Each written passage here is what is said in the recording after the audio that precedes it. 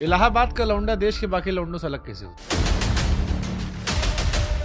वहाँ की पाठशाला में जिसने पढ़ लिया ना उसे कभी डिप्रेशन नहीं हो सकता, बाकी सब कुछ हो सकता है। अब मीडियोकर लड़का जो किसी के लिए इंस्पिरेशन नहीं से आईआरएस बनना, इस देश में फिट इंडिया मूवमेंट के पहले सिविल सेवक ब्रांड एम्बेसडर बनना, 46-51% से यूपीएससी कैसे क्लियर हो गया आपसे? फिर जब जागो तभी सवेरा। 46% मेरे नंबर थे, लेकिन मेरी काबिलियत का पैमाना नहीं थे। रहीमन मूलई सींचिए फूलई फलई अघाए। देश के बच्चों को आपको बताना हो हाउ टू क्रैक यूपीएससी। आपको अगर आना है यूपीएससी के लिए, सिर्फ मन में एक ही बात चलनी चाहिए, यूपीएससी यूपीएससी यूपीएससी। कि संशयत विनश्यत आत्मा, संशय से आत्मा का विनाश होता है। आधी लड़ाई वहीं हार गया। आधी लड़ाई नहीं, पूरी। कई लोग कहते हैं कि यार हमारी अंग्रेजी कमजोर थी इसलिए हम यूपीएससी क्लियर नहीं कर पाए। करना नहीं चाहते थे और अंग्रेजी के ऊपर एक बहाना चेप दिया कि भाई मेरी अंग्रेजी कमजोर थी इसलिए मैं नहीं कर। 3 बातें आपको बतानी हो कि ये करो और 3 बातें ये ना करो जब तैयारी कर रहे हो। कि हम कुछ दूसरा ऑप्शन देख लेते हैं साथ में, कि वो सब कुछ एक ही उसमें मत डाल दो। पता लगा सब कुछ यूपीएससी के लिए डाल दिया, नहीं हुआ तो क्या करेंगे? अगर इस तरह से आप आ रहे हो ना तो मत आओ। इंटरव्यूज यूपीएससी के बड़े चर्चा में रहते हैं, तो यूपीएससी के इंटरव्यू में क्या सावधानी बरत? आपका इंटरव्यू कहना ही गलत है। वो इंटरव्यू है ही नहीं है,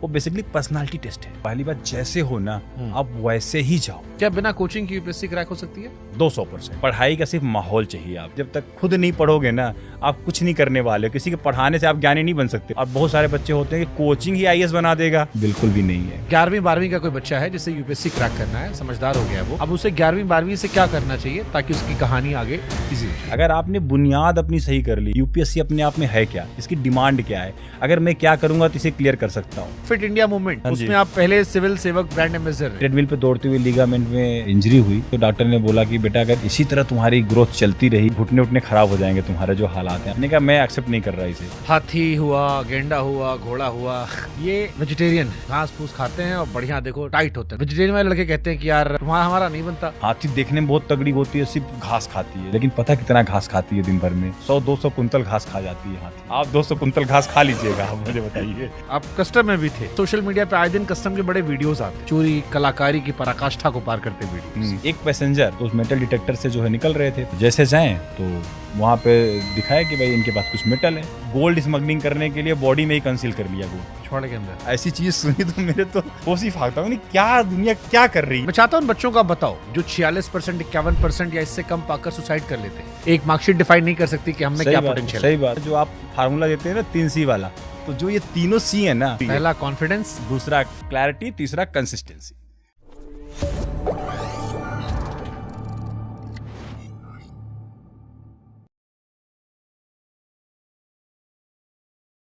इस बात से फर्क नहीं पड़ता कि आप शुरुआत कहां से करते हैं।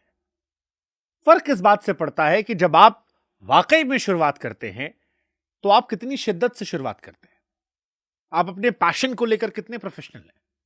और यही अंतर बनाता है एक सक्सेसफुल और फेलियर इंसान के बीच में। आज जिस शख्स से हम आपको मिलवाने वाले उनकी कहानी खास है। खास इसलिए है क्योंकि जो शख्स 10वीं में 46% और 12वीं में 51% लाए, क्या वो आपके लिए आइकन हो सकता है?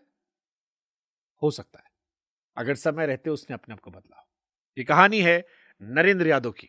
आईआरएस नरेंद्र यादव जी, स्वागत है आपका। थैंक यू सुमंकर भाई। ये सही कहा मैंने कि फर्क नहीं पड़ता शुरुआत कैसे करते हैं, फर्क ये पड़ता है कि जब आप सीरियस हो रहे हैं। बिल्कुल सही बात है, बिल्कुल सही है। 46%, 51% नंबर। सही अब मीडियोकर लड़का जो किसी के लिए इंस्पिरेशन नहीं था, ऐसा मत बनो। सही बात है। से आईआरएस बनना, इस देश में फिट इंडिया मूवमेंट के पहले सिविल सेवक ब्रांड एम्बेसडर बनना और इंडिया को कई जहां रिप्रेजेंट करना। सही बात है। इंस्पिरेशनल कहानी आपकी, बट इस कहानी की शुरुआत में ले जाओ 46-51% से ये कैसे पॉसिबल हुआ? देखिए, जैसा आपने बोला ना, जब जागो तभी सवेरा, जो बहुत कॉमन बोलचाल की भाषा में हम लोग बोलते हैं। 46% मेरे नंबर थे, परसेंटेज थे। ये बेसिकली आप कह लो अंक थे, लेकिन मेरी काबिलियत का पैमाना नहीं थे ये। आप अंक कुछ भी ला सकते हैं, लेकिन आपकी काबिलियत वो एक दूसरी चीज़ होती है जो आपको ही पता होती है कि आपके अंदर पोटेंशियल है कि नहीं है। हम लोग क्या करते हैं कि तुरंत ठप्पा लगा देते हैं, किसी के अंक कम आए तो नकारा है, किसी काम का नहीं है, जबकि ऐसा होना नहीं चाहिए। हमारे समाज में जो है बहुत सारे ऐसे लोग हैं जो कभी हो सकता है पढ़ाई भी ना किए हों, लेकिन बहुत काबिल लोग हैं, बहुत आगे तक गए। तो जो अंक है सर ना, मैंने अपनी काबिलियत को शुरू से जाना था, पहचाना था कि मैं पढ़ नहीं रहा हूँ इसलिए मेरे अंक नहीं है। जिस दिन पढ़ूंगा उस दिन पूरे अंक आएंगे। तो बस इतनी सी बात थी कि भाई लोगों ने ठप्पा लगाने की कोशिश की, कि नाकारा है, निठल्ला है, कुछ नहीं करेगा, लेकिन मुझे पता था कि मैं बहुत कुछ कर सकता हूँ जब मैं सीरियस होऊंगा। तो ये उसी चीज़ था, मैं सीरियस किसी और चीज़ में था ना उस समय। क्रिकेट खेलता था, क्रिकेट को लेके सीरियस था, पैशनेट था, वहाँ अपना 100% देता था। लेकिन लोग तो अपने समाज में क्या, पढ़ाई करो तो वही एक पैमाना है कि आप काबिल हो कि नहीं है। नहीं नरेंद्र भाई, मेरे जहन में सवाल ये आता है कि हमारे देश में हर साल जब 10th और 12th के रिजल्ट आते हैं तो 10-5 खबरें तो आती हैं कि इन बच्चों ने सुसाइड कर लिया। बिल्कुल आती है। क्योंकि नंबर कम आए, फेल हो गए। आपके 46% 10वीं में थे, 51% 12वीं में थे, और फिर आपने देश की सबसे टफ परीक्षा यूपीएससी क्लियर की। आप इस वक्त आईआरएस है, सीनियर लेवल पे हैं, जीएसटी अधिकारी हैं, अलग अलग जगह भी काम कर रहे हैं। मैं चाहता हूं बच्चों का बताओ जो 46%, 51% या इससे कम पाकर सुसाइड कर लेते हैं, कि जिंदगी कैसे आगे होती है, कैसे नंबर जो है, जो हम कहते हैं कि एक मार्कशीट डिफाइन नहीं कर सकती कि हम में क्या पोटेंशियल है। सही बात है। नहीं, मैं सारे बच्चों से यही कहना चाहता हूँ कि आपके अंक कम आ रहे हैं तो दो चीज़ें हैं। एक तो आप ये समझो कि आपने साल भर पढ़ा है क्या। नॉर्मली क्या होता है हमारे यहाँ सिस्टम क्या है एजुकेशन का, कि जब एग्ज़ाम आता है तो हम लोग पढ़ना शुरू करते हैं, और कुछ बच्चे होते हैं जो साल भर पढ़ रहे होते हैं। अगर आप उस कैटेगरी में हो जो एग्ज़ाम आ रहा है तब पढ़ रहे हो और आपके नंबर कम आ रहे हैं, तो आप रिलैक्स रहो, मतलब आप बहुत चिल हो और बहुत अच्छा करोगे, आपको परेशान होने की ज़रूरत नहीं है।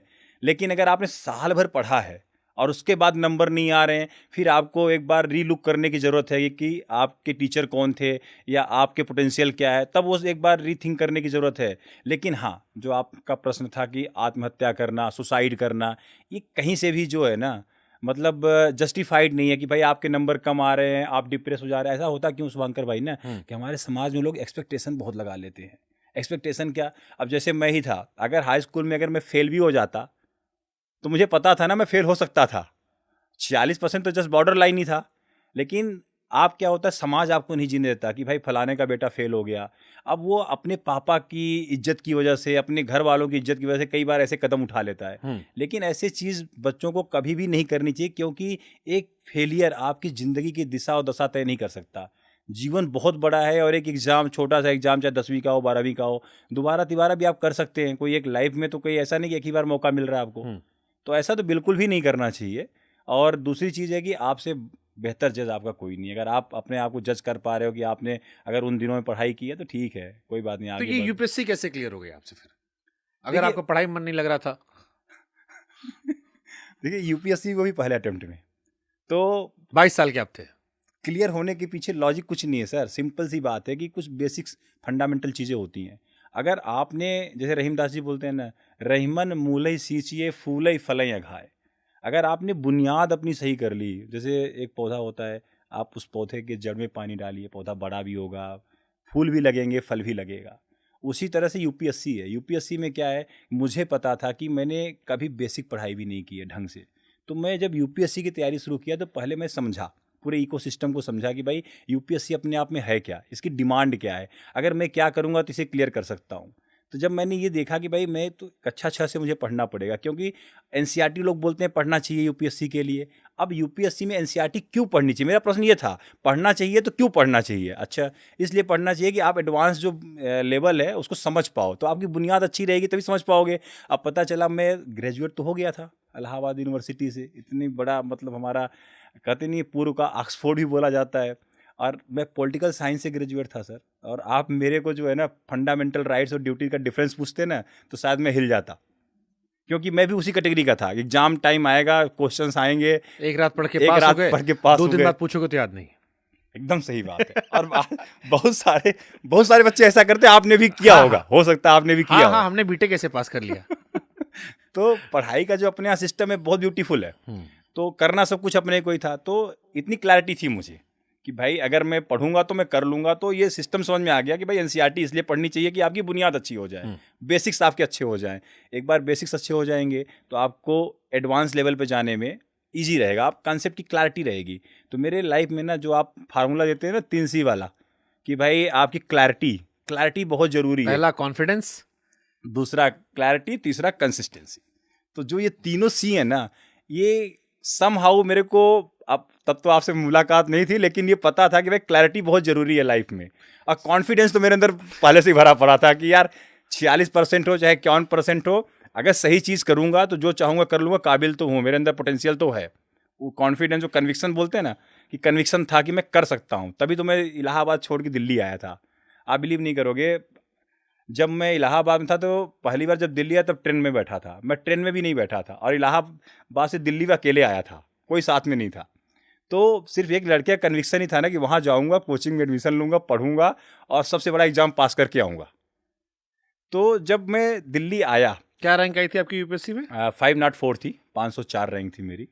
और आप देखोगे जो कहानी जब शुरू हुई ना, ये जब मैं एनसीईआरटी करना शुरू किया तो 2 कोचिंग में साथ में एडमिशन ले लिया मैंने। 3 घंटा एक कोचिंग में, 3 घंटा एक कोचिंग में। और जब मैं 6 घंटे पढ़ के आता तो कभी इतना नहीं पढ़ाई की थी, 6 घंटे एक साथ, और घर पे कुछ पढ़ता नहीं था। तो मैं समझ गया भाई अगर कोचिंग खेलते रहेंगे ना तो पढ़ाई लिखाई तो होनी नहीं, कुछ नहीं होने वाला। आप 2 महीने के अंदर मैंने दोनों कोचिंग जो है छोड़ दिए। समझ गया इनका पैटर्न कि भाई वहाँ पे क्या सिखाया जाता है, क्या करना है, कैसे करना है, करना अपने को ही है। जैसे होता नहीं कि भाई जब तक खुद नहीं पढ़ोगे ना आप कुछ नहीं करने वाले, किसी के पढ़ाने से आप ज्ञानी नहीं बन सकते, पढ़ना तो खुद ही पड़ेगा। तो जब ये चीज़ बात मैंने समझी तो फिर किताबें लेके अपने रूम में बैठा। और वहाँ भी कैसा होता था शुभंकर भाई कि दिन के टाइम पे जो है ना, मुखर्जी नगर का एरिया में मैं रहता था, सारे बच्चे जो है ना, जैसे इलाहाबाद का हॉस्टल्स होता है, बच्चे रूम में घुस जाएं और वही शुरू हो जाए, अब आएँ और गप मारना शुरू कर दें तो पढ़ाई वहाँ भी ना हो। और ऐसा हो जाए कि भाई आप किसी को भगा भी नहीं सकते रूम से, कोई आ गया दोस्त यार तो भाई बैठो, अब कुछ चल रहा है। फिर वहाँ मैंने जो है एक सिस्टम बनाया अपना कि भाई रात में पढ़ेंगे, दिन में सोएंगे, क्योंकि दिन में डिस्टर्बेंस पूरा था। अब आप किसी को भगा सकते नहीं रूम से। अब थोड़े इमोशनल लोग हम लोग, भाई दोस्त यार आ गए तो उनके साथ गप भी मारनी, ये नहीं बोल सकते भाई तुम जाओ पढ़ेंगे, तो बोलते थे बड़े पढ़ाकू हो रहे हो तुम यार, 2 मिनट बतिया लोगे तो क्या हो जाएगा, आज पढ़ के तुम ससुर, हाँ आज पढ़ के तुम ही हो जाओगे, ताना अलग से मिलता था। तो फिर ही लगता था भाई इसे बतिया ही लिया जाए। मतलब चीज़ें ऐसी होती थी कि रात के 9-10 बजे के बाद में सारे निशाचर सो जाते थे, मतलब जिसको पढ़ना लिखना नहीं हो गया। अब रात के 9 बजे से मैं बैठता था, सुबह जब सूरज चाचा जो है अपने निकल जाते थे तब तक पढ़ता था, और उसके बाद उनको नमस्ते करके आराम से सोता था, फिर 1:30-2 बजे उठता था। तो ये रूटीन लगभग 8-9 महीने मैंने फॉलो की, और इस 8-9 महीने के अंदर इतना इंटेंसिव चीज़ें, इतना ज्ञान, इतना सब कुछ जो यूपीएससी की रिक्वायरमेंट थी वो मैंने इकट्ठा कर ली कि भाई ये है। और इतनी क्लैरिटी हो गई कि आज तक वो क्लैरिटी बनी हुई है। और हमारे एक मित्र होते थे, आपने कहानी पूछी है तो उनका जिक्र भी बहुत ज़रूरी है। वो हमारे रूम पार्टनर भी रहे कुछ दिन तक। तो सुबह उठते ही एक सवाल पूछते थे, नरेंद्र यूपीएससी में यार बहुत कम रिजल्ट होता है, 0.001% लोग सफल होते हैं, इतने लाखों लोग एग्ज़ाम देते हैं, और कोई जो है 400, 500, 700 बच्चे सेलेक्ट होते हैं, अपना सिलेक्शन होगा कि नहीं होगा। यार मतलब ऐसा क्वेश्चन कोई सुबह सुबह उठ के हर दूसरे तीसरे दिन आपसे पूछे तो आपको कैसा लगेगा? आपका भी कॉन्फिडेंस हिलेगा, उनका भी बिल्कुल, उनका तो हिला हुआ है, वो आपका भी हमारा हिलाने की कोशिश कर रहे हो।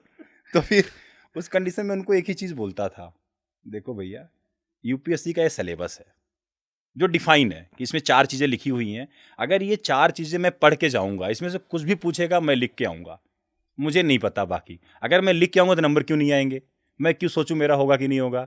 एटलीस्ट जो चीज़ दिया गया मुझे, मैं उसकी तो प्रिपरेशन ढंग से कर लूँ। मैंने कहा भाई आपका पता नहीं मुझे, मैं तो इतना पढ़ के जाऊँगा, इसमें जो आएगा लिख के आऊँगा। मैंने वही फंडा फॉलो किया। मैं एकदम बॉदर नहीं करता था कितने लोग सिलेक्ट हो रहे हैं, कितने नहीं हो रहे हैं, क्या हो रहे हैं, अपने को क्या करना है अपन उस पर फोकस रहते थे कि भाई अपने को ये करना है। और उस दरमियान ऐसा भी होता था कई बार कि टेस्ट देने जा रहे हैं, हो सकता है मैं फेल हो जा रहा हूँ टेस्ट में, मॉक टेस्ट में, या चौथे नंबर 5वें नंबर पे आ रहा हूँ, मुझे कोई फ़र्क नहीं पड़ता, कोई टॉप करो नहीं करो, अपन तो अपना टेस्ट दे के आ जाते थे कि चलो अपने अभ्यास अपना हो गया। तो धीरे धीरे इन चीज़ों से जब हो रहा था और जो कॉन्फिडेंस हमारा बढ़ता जा रहा था, भाई मैं अपने सिलेबस पूरा कर लिया हूँ, ये लिख लिया हूँ, आंसर अपने बना लिए हैं, तो पहली बार जब अपना प्रीलिम्स दिया, पहली बार में प्रीलिम्स हो गया, मेंस देने गया, मेंस हो गया, और इंटरव्यू देने गया, इंटरव्यू हो गया। तो सर पता ही नहीं चला कब क्लियर हो गया। तो अगर देश के बच्चों को आपको बताना हो, जो बच्चे तैयारी कर रहे हैं, हाउ टू क्रैक यूपीएससी, 3 बातें आपको बतानी हो कि ये करो और 3 बातें ये ना करो जब तैयारी कर रहे हो। सबसे पहली चीज़ तो अपने ऊपर आपको भरोसा होना चाहिए कि आप कर सकते हो, उसमें कोई डाउट नहीं होना चाहिए, फुल कन्विक्शन होना चाहिए कि कहते नहीं अपन कर सकता वाली बात है कि अपन कर सकता है, तब तो आप आओ। अगर आप रात दिन क्या होता है ना कि एक और थ्योरी चलती है साथ में बच्चों के साथ कि हम कुछ दूसरा ऑप्शन देख लेते हैं साथ में, अगर इधर नहीं हुआ तो उधर चले जाएंगे, वैसा नहीं हुआ तो ये कर लेंगे।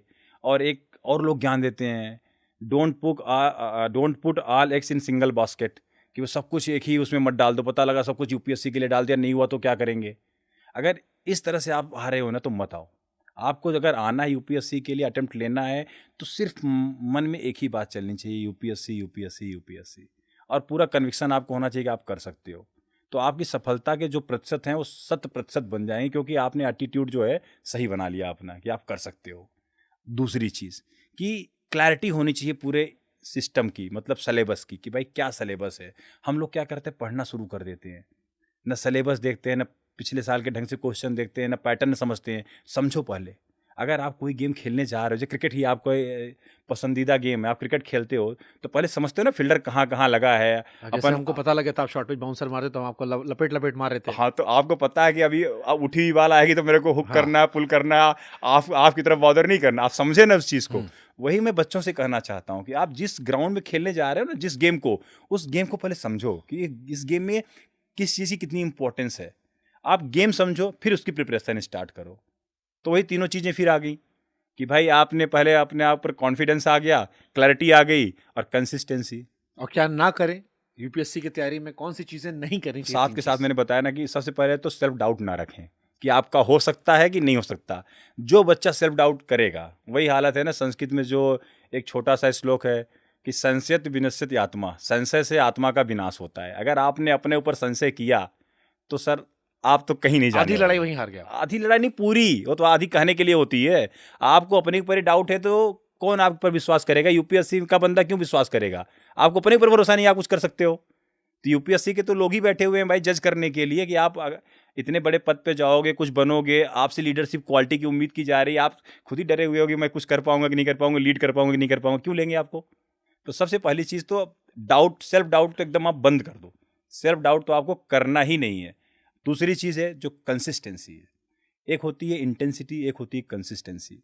इंटेंसिटी जो होती है ना, आप 4 दिन बहुत अच्छा पढ़ते हो, लेकिन जो कंसिस्टेंसी होती है, चाहे आप 4 घंटे के बजाय 2 घंटे पढ़ो, लेकिन रेगुलर पढ़ो। तो consistency always beat intensity. Nice, तो ब्यूटीफुल थॉट। आपने क्या करना है कि आप भाई 4 घंटे के बजाय अगर आप 2-2 घंटे लगातार पढ़ोगे ना, तो आपके पास करने के जो परसेंटेज हैं बहुत ज़्यादा रहेंगे, हाई रहेंगे।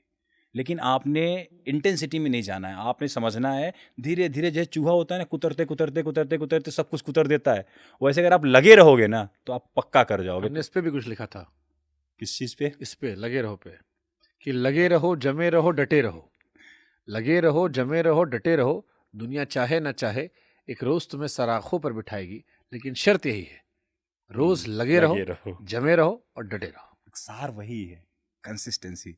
अगर आप कुछ भी कर रहे हैं, लगातार कर रहे हैं, थोड़ा थोड़ा चीज़ कर रहे हैं, तो एक बात और बताता हूँ, आपका जैसे एक न्यूरल पाथवे होता है ना, आप समझो कि जैसे आप जंगल होता है, आप जंगल में जा रहे होते हो, तो पहले दिन जाओगे तो बहुत सारी झाड़ियाँ रहेंगी, पेड़ पौधे रहेंगे, पत्तियाँ रहेंगी, रास्ता नहीं दिखेगा आपको, रास्ता बनेगा भी नहीं।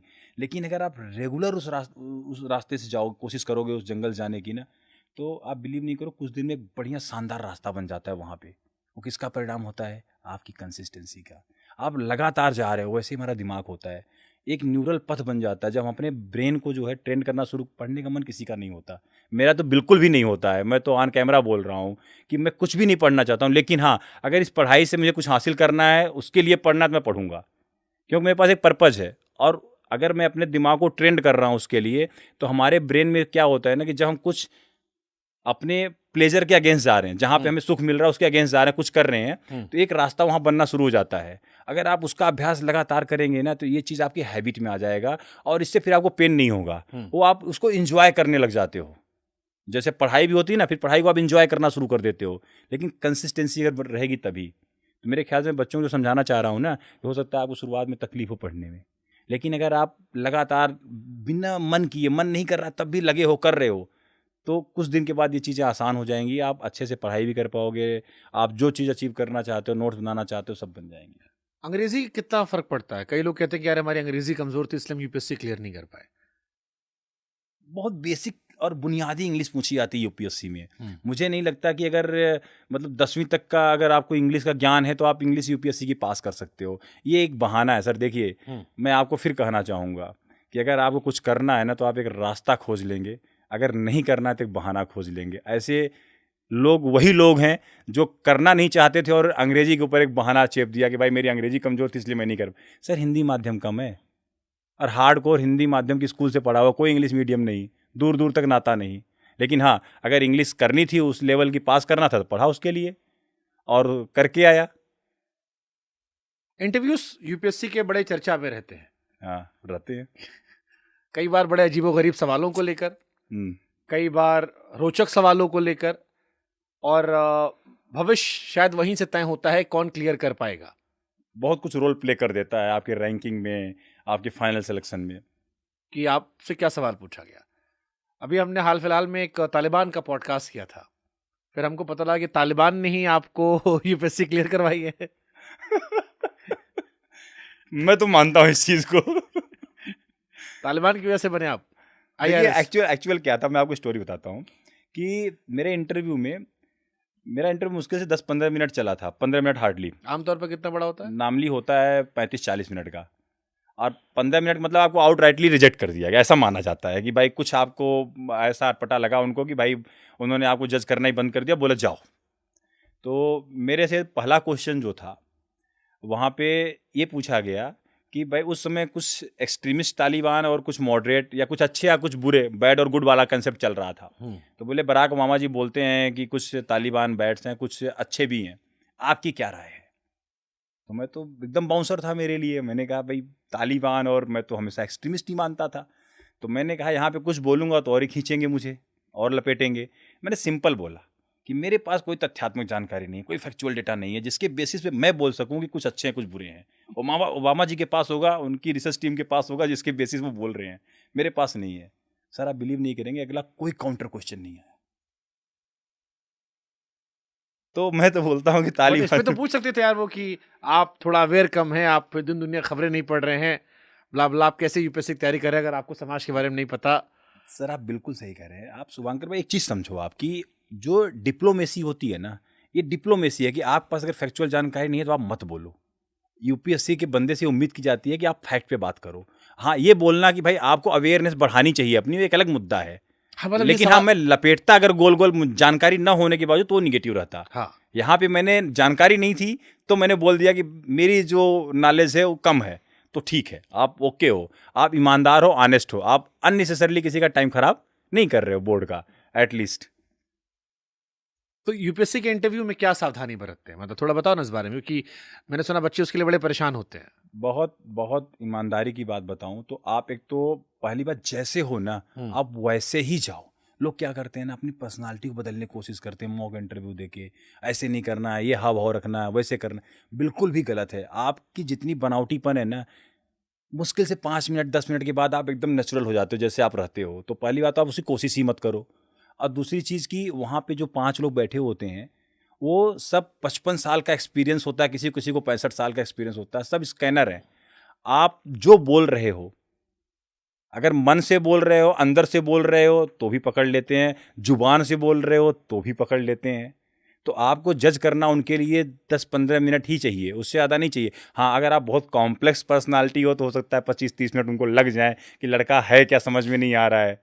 तो कहने का मतलब है कि आप ओरिजिनल रहो और किसी के प्रति कोई बायसनेस लेके मत जाओ। जो समझ में आता है अपना स्टैंड लो और फैक्ट के साथ रहो, तथ्यों पे रहो। यूपीएससी बहुत आसान है, वो एक लीडर ढूंढते हैं, तो लीडरशिप क्वालिटी दिखाओ उनको, और तो उनको कुछ चाहिए ही नहीं। वो आपका इंटरव्यू कहना ही गलत है, वो इंटरव्यू है ही नहीं है, वो बेसिकली पर्सनालिटी टेस्ट है।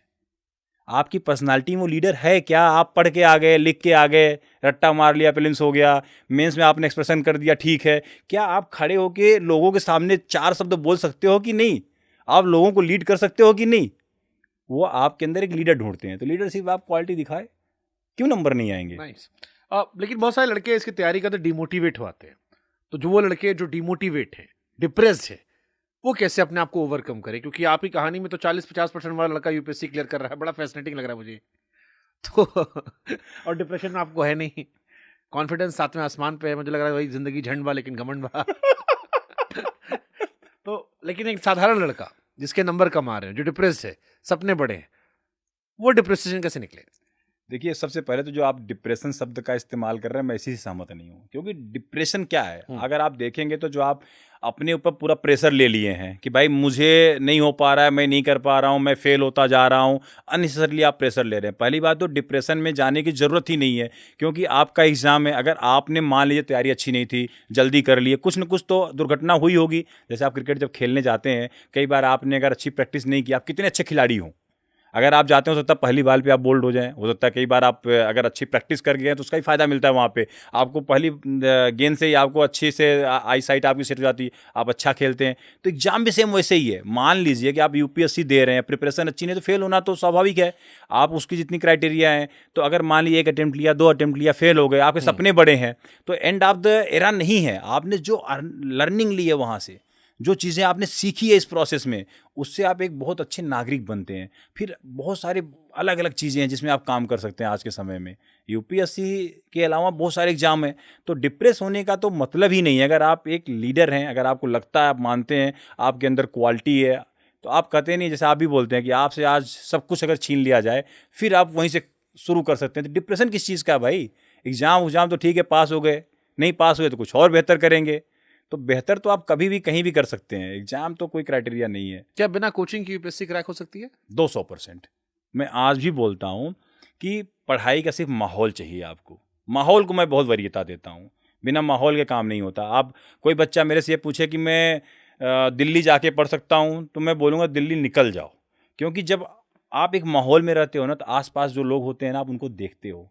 आप देखते हो तो आप असेस करते हो अपने आप को। जैसे मानो कि अगर आप जिम में वर्कआउट कर रहे हो, वर्कआउट करते हो तो आप क्या होता है, एक इंसान को देखते हो कि यार मेरे ज़्यादा वजन उठा रहा है। आप मोटिवेट होते हो यार कि नहीं, मेरे को भी अच्छी मसल बनानी, थोड़ा वजन ज़्यादा उठाऊंगा मैं भी। उसी तरह जब एक बच्चा ज़्यादा पढ़ रहा होता है ना, तो आप उसको देख के थोड़ा मोटिवेटेड फील करते हो, आप इंस्पिरेशन लेते हो कि नहीं यार वो अच्छा कर रहा है, मुझे भी करना है, उसकी प्रिपरेशन इतनी हो गई है, मुझे भी करनी है। तो वो एक माहौल जो है ना, आपको कम्पिटिटिवनेस देता है, आपको प्रेरित करता है कुछ अच्छा करने के लिए। लेकिन जब आप अकेले होते हो ना, तो वहाँ पे सेल्फ अवेयरनेस आपको बहुत चाहिए कि मैं किस लेवल पे हूँ, मैं कितना कर लिया हूँ। क्योंकि ऑनलाइन भी आजकल सिस्टम चल रहा है, लेकिन सेल्फ अवेयरनेस तब भी आपको चाहिए। तो उस कंडीशन से कहीं बेहतर है कि आप जो है, अगर आपको माहौल मिल रहा है तो आप माहौल में जाइए। अब रही बात कोचिंग करने की या नहीं करने की, तो कोचिंग का अगर ज्ञान आपको हो गया, आजकल तो ऑनलाइन भी है, और आप सेल्फ अवेयर हो गए हो, तो कोई ज़रूरत नहीं कोचिंग करने की। मेरा तो सेल्फ अवेयरनेस ही था। मैं तो कोचिंग नाम के लिए गया था, दे के समझ गया कि भाई यहाँ पे आने का मतलब है कि फंसना, तो मैं तो निकल गया। और बहुत सारे बच्चे होते हैं कि कोचिंग ही आईएएस बना देगा। बिल्कुल भी नहीं है। कोचिंग तो आपको, कहते हैं जैसे पानी होता है ना, पानी में आप तैरने जाते हो ना, तो पानी तैरने में सहायक होता है। अब पानी ही आपको तैरा देगा, ये पॉसिबल नहीं है ना सर। वैसी कोचिंग है। तो जो बच्चा 9th-10th में पढ़ रहा हो, उसका सपना हो यूपीएससी क्रैक करने का, उसे क्या एडवाइस दोगे? उसे अभी है कि अभी 9-10 पे चलो फोकस। 11th-12th का मान लेते हैं, थोड़ा बड़ा बच्चा लेते हैं। 11वीं-12वीं का कोई बच्चा है जिसे यूपीएससी क्रैक करना है, समझदार हो गया वो, सपने बड़े। अब उसे 11वीं-12वीं से क्या करना चाहिए ताकि उसकी कहानी आगे इजी हो जाए? बहुत सिंपल है। अगर आप पहले अटेम्प्ट में क्रैक करना चाहते हैं, तो अभी आपके पास जो 11वीं-12वीं का एनसीईआरटी है, आप उसको ध्यान से पढ़ें, क्योंकि उसी एनसीईआरटी से क्वेश्चंस आते हैं। वही बेसिक है, बुनियाद है। इसके अलावा जो आपने पीछे 6, 7, 8 पढ़ा, उसको ध्यान से पढ़ें। और आने वाले जो आपके 3 साल ग्रेजुएशन के होंगे, यूपीएससी में 1 साल पहले से प्रिपरेशन स्टार्ट करनी पड़ती है। तो जब आपने अगर एनसीईआरटी कर ली है, इनके नोट्स बना लिए हैं, तो थोड़े थोड़े एक एक एडवांस किताबें लेके आप पढ़ना शुरू करें। बहुत सिंपल है, हो जाएगा। बहुत मेहनत नहीं करनी है, बस एक कंसिस्टेंसी आपको रखनी पड़ेगी। सिविल सर्वेंट जो होते हैं आमतौर पर उनको लेके एक धारणा होती है कि वो मोटे से होते हैं, हैवी तोंद होती है, एक धारणा होती है हमारे दिमाग में। सही धारणा है। सिविल सर्वेंट ऐसे होते हैं। हम आपके फोटोज वीडियोस देख रहे थे, आप पैक्स वैक्स बनाए थे और अभी भी शायद है अंदर टी-शर्ट के है। बिल्कुल बिल्कुल है। आप देखना चाहते हाँ, हैं? हम देखना चाहते हैं। ऐसे बैठे बैठे दिखाऊं? बैठे बैठे दिखा सकते हैं। थोड़ा अश्लीलियत हो जाएगी बट चलेगा। कुछ हाँ, दिख रहे, थोड़े थोड़े। खड़े होने पे पूरे दिख जाएंगे। हाँ।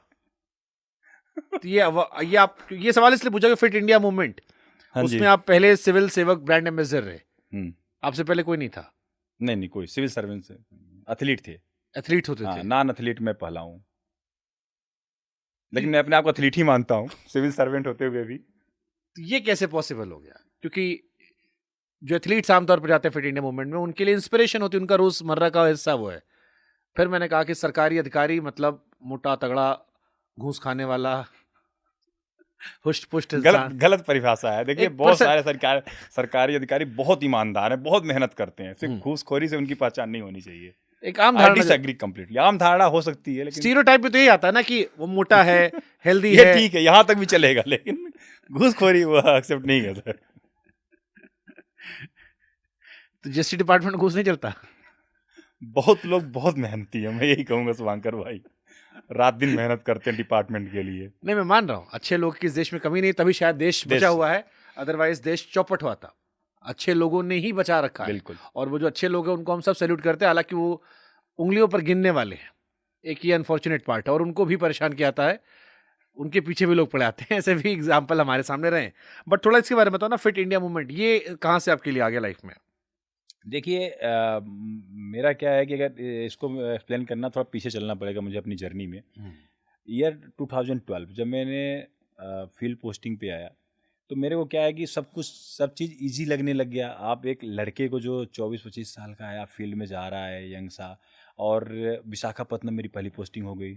तो वहाँ पे बहुत अच्छा जो है खाना पीना, सी फूड वगैरह सब बहुत बढ़िया, और मेरा वज़न काफ़ी बढ़ गया था। तो उस समय मैं मेरे ख्याल से 86 केजी का हुआ, और 86 से 107 पहुँच गया था, 107 किलो। तो उस दरमियान में थोड़ी सी ट्रेडमिल पे दौड़ते हुए लिगामेंट में इंजरी हुई। तो डॉक्टर के पास गए, तो डॉक्टर ने बोला कि बेटा अगर इसी तरह तुम्हारी ग्रोथ चलती रही हेल्थ में, तो तुम जो है ना बहुत जल्दी जो है मतलब घुटने उठने ख़राब हो जाएंगे, तुम्हारे जो हालात हैं। वजन कम करो, थोड़ा बढ़िया सा फिटनेस उटनेस सही करो। मैं क्या, क्रिकेट खेलने का पूरा शौकीन, वहाँ पे भी जो है जितनी भी नेवी की टीम थी, पुलिस की टीम थी, सब साथ मैच खेलता था। और मेरे ये इंजरी हो गई तो मैं बहुत सेटबैक में चला गया कि अब क्या करेंगे। और जो कहते हैं ना डिप्रेशन का आपने नाम लिया था, उस फेज वाली फीलिंग सी मुझे भी आने लगी कि यार डॉक्टर बोला तुम सीढ़ी नहीं चल सकते, अब 15 मिनट में चल नहीं सकता, मेरे घुटने में दर्द होने लग जाए, सूजन आ जाए। मैंने कहा मैं एक्सेप्ट नहीं कर रहा इसे, मेरे को वापस वजन जो भी है करना है कैसे भी करके। और उस चीज़ को जब मैं रियलाइज़ किया, तो मैंने एक पर्सनल ट्रेनर हायर किया, एक न्यूट्रिशनिस्ट हायर किया, और अपनी सैलरी का 40% मैं इन लोगों पे खर्च कर रहा था उस समय, कि एटलीस्ट जो है ना मेरे को कम करो, मेरा वजन कम करो, मेरे को फिट करो, जो भी करना है जैसे करना है। और उसमें फिर मैंने पूरे इकोसिस्टम को समझा, भाई वजन कैसे कम होना, अपने से करेंगे तो नहीं होना, लेकिन जो लोगों को ज्ञान है, जिनको समझ है, अगर वो कराएंगे जल्दी हो जाएगा। तो ऑलमोस्ट 1.5 साल का चला है पूरा कोर्स, मेरा वज़न भी कम हो गया, और मेरी घुटने के दर्द भी काफ़ी रिलैक्स हो गया। और बाद में मेरे को फ़िटनेस का तब महत्व समझ में आया कि फ़िटनेस क्या चीज़ है। उसमें विराट कोहली साहब नए नए फ़िटनेस की तरफ बहुत उनका रुझान बढ़ रहा था, और एकदम तो मुझे लगा नहीं यार, फिट तो रहना बहुत ज़रूरी है, बाकी सब चीज़ सेकेंडरी है। और हेल्थ के ऊपर तब मेरा फोकस जो है बहुत ज़्यादा शिफ्ट हो गया, और मैंने इवन पढ़ाई भी कर ली। जब मैं अपने न्यूट्रिशनिस्ट को पैसे देता था, जब दुखते थे कि यार हार्ड अर्न मेरी मनी है, मैं इसको दे रहा हूँ, क्यों ना मैं खुद पढ़ लूँ, सीख लूँ कि भाई न्यूट्रिशन का ज्ञान क्या है, ये फैट, कार्ब, प्रोटीन और मिनरल विटामिन क्या चक्कर है, खुद ही कर लेता हूँ। मैंने इंटरनेशनल स्पोर्ट्स साइंस एसोसिएशन से जो है खुद कोर्स कर लिया, बॉडी लाइन अकेडमी वहाँ से। उसी तरह मैंने फिर अपने पर्सनल फिटनेस का भी कोर्स कर लिया कि भाई ये भी मैं सीख लूँ, बॉडी की एनाटॉमी क्या है, कौन मसल कहाँ पे है, कैसे ट्रेंड होती है, खुद जान लूँ, किसके भरोसे कब तक रहेंगे। तो ये चीज़ों का ज्ञान मैंने ले लिया। उसके बाद जो है मैं, जब ज्ञान हो गया ना, तो सोशल मीडिया के ऊपर मैं थोड़ा एक्टिव हुआ। मैंने कहा जो जर्नी मैंने की है, मतलब 107 किलो से 86 किलो, अब मैं लोगों को बताऊंगा कि भाई आप भी कर सकते हो, ऐसे ऐसे ऐसे। उसमें कुछ मन आता था, मैं यूट्यूब पे बना के डाल देता था, ताकि लोग इंस्पायर हों, थोड़े 2 लोग भी देखेंगे, समझेंगे, सीखेंगे, कुछ तो उनके जीवन में परिवर्तन आएगा। तो धीरे धीरे क्या हुआ कि वो over the period of time में बहुत सारे वीडियो हो गए, मतलब रेगुलर मैं करता था। अभी आजकल क्या करता हूँ, जैसे कुछ वर्कआउट किया, अपना एक सेल्फी ले ली, या एक कुछ सेकंड का जो है ज्ञान दे दिया, इंस्टा पे डाल दिया। आज मेरे 400-450 वीडियो पड़े हैं रेगुलर, मतलब डेली कुछ न कुछ डालता रहता हूँ। तो जब वापस आया दिल्ली में, तो मेरे को लगा कि नहीं यार, अपने को ना स्पोर्ट्स मिनिस्ट्री चलना चाहिए, अपना मन स्पोर्ट्स में लगता है। मतलब जीएसटी वस्टी हो गया था, थोड़ा सा कर लिया था, तो मुझे लगा कि यार कुछ स्पोर्ट्स में चलते हैं। जब स्पोर्ट्स में गया, तो वहाँ पे लगा कि भाई अभी वैकेंसी नहीं है, और आपने ऐसा क्या तीर मारे हैं कि आपको मैं इस मिनिस्ट्री में डिप्टेशन पे ले लूँ, सीनियर ऑफिसर्स ने बोला। तो मैंने अपना सोशल मीडिया थोड़ी फिजिक विजिक दिखाई, तो बोले बात तो सही है, आप एक काम करो, आपको हमें एम्बेसडर बना देते हैं, आप और अच्छा कंट्रीब्यूट कर सकते हो स्पोर्ट्स में। तो मैंने कहा यार ये भी अच्छी बात है, अगर डिपार्टमेंट नहीं लेंगे, आप वैकेंसी नहीं है अभी, आप एम्बेसडर बन जाओ। मैंने भी बोला यार ये तो मैं सोचा नहीं था एम्बेसडर ही बनते कुछ होता है। बोले इससे भी आप बहुत अच्छा काम कर सकते हो। मैंने कहा ठीक है, तो एम्बेसडर बना दिया गया। जब एम्बेसडर बने तो फिर और दायित्व जिम्मेदारी आ गई कि भाई आपने अब इसको बताना है, लोगों को समझाना है उनकी लाइफ स्टाइल में कैसे फिटनेस को लेके आएँ। तो वहाँ से जर्नी शुरू हुई और उसके बाद आई स्टार्टेड एंजॉइंग इट, कि जिस फोरम पे जहाँ मौका मिल रहा है, लोग बुला रहे हैं, चाहे कॉलेज हो, स्कूल हो, चाहे हेल्थ मिनिस्ट्री के प्रोग्राम हो, एज एम्बेसडर मैं जा रहा हूँ। फिटनेस का रोल क्या है आपकी लाइफ में, उसको बता रहा हूँ, समझा रहा हूँ। तो वहाँ से ये कहानी शुरू होती है एज एम्बेसडर की। मैंने एक उसमें पढ़ा स्टेरॉइड फ्री इंडिया कैंपेन, ये क्यों चलाया गया? देखिए, स्टेरॉइड के बारे में अगर आप देखें तो स्टेरॉइड दो तरह की होती है। एक होती है जो मेडिकल पर्पजेज़ के लिए यूज़ होती है प्रिस्क्रिप्शन के साथ, एक होती है एनाबॉलिक स्टेरॉइड। एनाबॉलिक का मतलब जो बिल्डअप करे, आपका ऐसा स्टेरॉइड जो आपके मसल को बिल्ड कर दे। बट हमारे यहाँ जिम में 70% लोग शायद स्टेरॉइड लेके बॉडी बनाते हैं, जिनकी हैवी बॉडी, उनको तो लोग कहते हैं कि इन्होंने स्टेरॉइड लिया है। सही बात है। और अभी आप देखेंगे ड्वेन जॉनसन, एक जो बहुत रॉक, और बहुत सारे लोगों अगर आप खुद भी ऑब्जर्व करते होंगे तो कभी बहुत बड़े फ्रेम में होते थे, फिर अचानक से छोटे फ्रेम अभी में। तो बहुत पतला हो गया है। रॉक बहुत पतले हो गए हैं अभी। हाँ, रॉक और ड्वेन जॉनसन शायद उनका असली हाँ, नाम हाँ, है। हाँ, तो हाँ, हाँ। वो आप देखेंगे बहुत बड़े फ्रेम में होते थे, अचानक से छोटे। रॉनी कॉलमैन को आप देखिए, जो विदेश बहुत बड़े बॉडी बिल्डर होते थे, अभी देखिए कैसे हो गए। मैं जो स्टेरॉयड है ना, जब मैं देखा कि भाई जैसे वाडा है, वर्ल्ड की जो एंटी डोपिंग एजेंसी है, उसी के तर्ज पे अपने यहाँ जो है नाडा बनाई गई, नेशनल एंटी डोपिंग एजेंसी। इन लोगों का काम क्या है कि जो स्पोर्ट्स है वहाँ पे जितनी भी डोपिंग है, मतलब जो स्टेरॉयड का मिसयूज हो रहा है, उसको रोका जाए। इनका इनकी इनकी जिम्मेदारी दी गई। लेकिन एज ए स्पोर्ट्स तो ठीक है कि आप कोई खेल जा रहे हैं, आप जाके यूरिन टेस्ट ले ले रहे हैं, आप ब्लड का सैंपल ले ले रहे हैं, आप बता सकते हैं कि भाई आपने स्टेरॉयड लिया नहीं लिया। कई बार आप देखते भी हैं कि लोगों के मेडल वापस ले लिए जाते हैं, क्योंकि लोग इस चीज़ का प्रैक्टिस कर रहे हैं अपनी परफॉर्मेंस को इन्हेंस करने के लिए। लेकिन आजकल क्या हो गया है ना, वो बच्चा जो हमारे सेलिब्रिटीज से इंस्पायर्ड है और वो चाहता है कि मेरे सिक्स पैक हों, मेरे मसल्स हों अच्छे, क्योंकि उसे कुछ सिंपल कुछ नहीं करना, अपने स्कूल के अंदर लड़कियों को इम्प्रेस करना है। सिंपल उसका फंडा है और कुछ फंडा नहीं है। और उसके लिए जाता है जिम वाले ट्रेनर से, पूछता है भैया कितने दिन में मेरी बॉडी ऐसे बन जाएगी, किसी सेलिब्रिटी को दिखाएगा ऐसे बन जाएगी। वो भी सोचता है, फिर बोलता है 2 साइकिल चलानी पड़ेगी, बन जाएगी। अब साइकिल समझ में नहीं आएगा लोगों को, साइकिल की टर्मिनोलॉजी क्या है। इसमें जितने भी स्टेरॉयड की प्रिस्क्रिप्शन दवाएं होती हैं, उनको पर्टिकुलर एक वीक, फिर दूसरे वीक में इतने इंजेक्शन, तीसरे वीक में ओरल सिस्टम होता है पूरा। तो एक साइकिल चलती है 90 दिन की, 60 दिन की।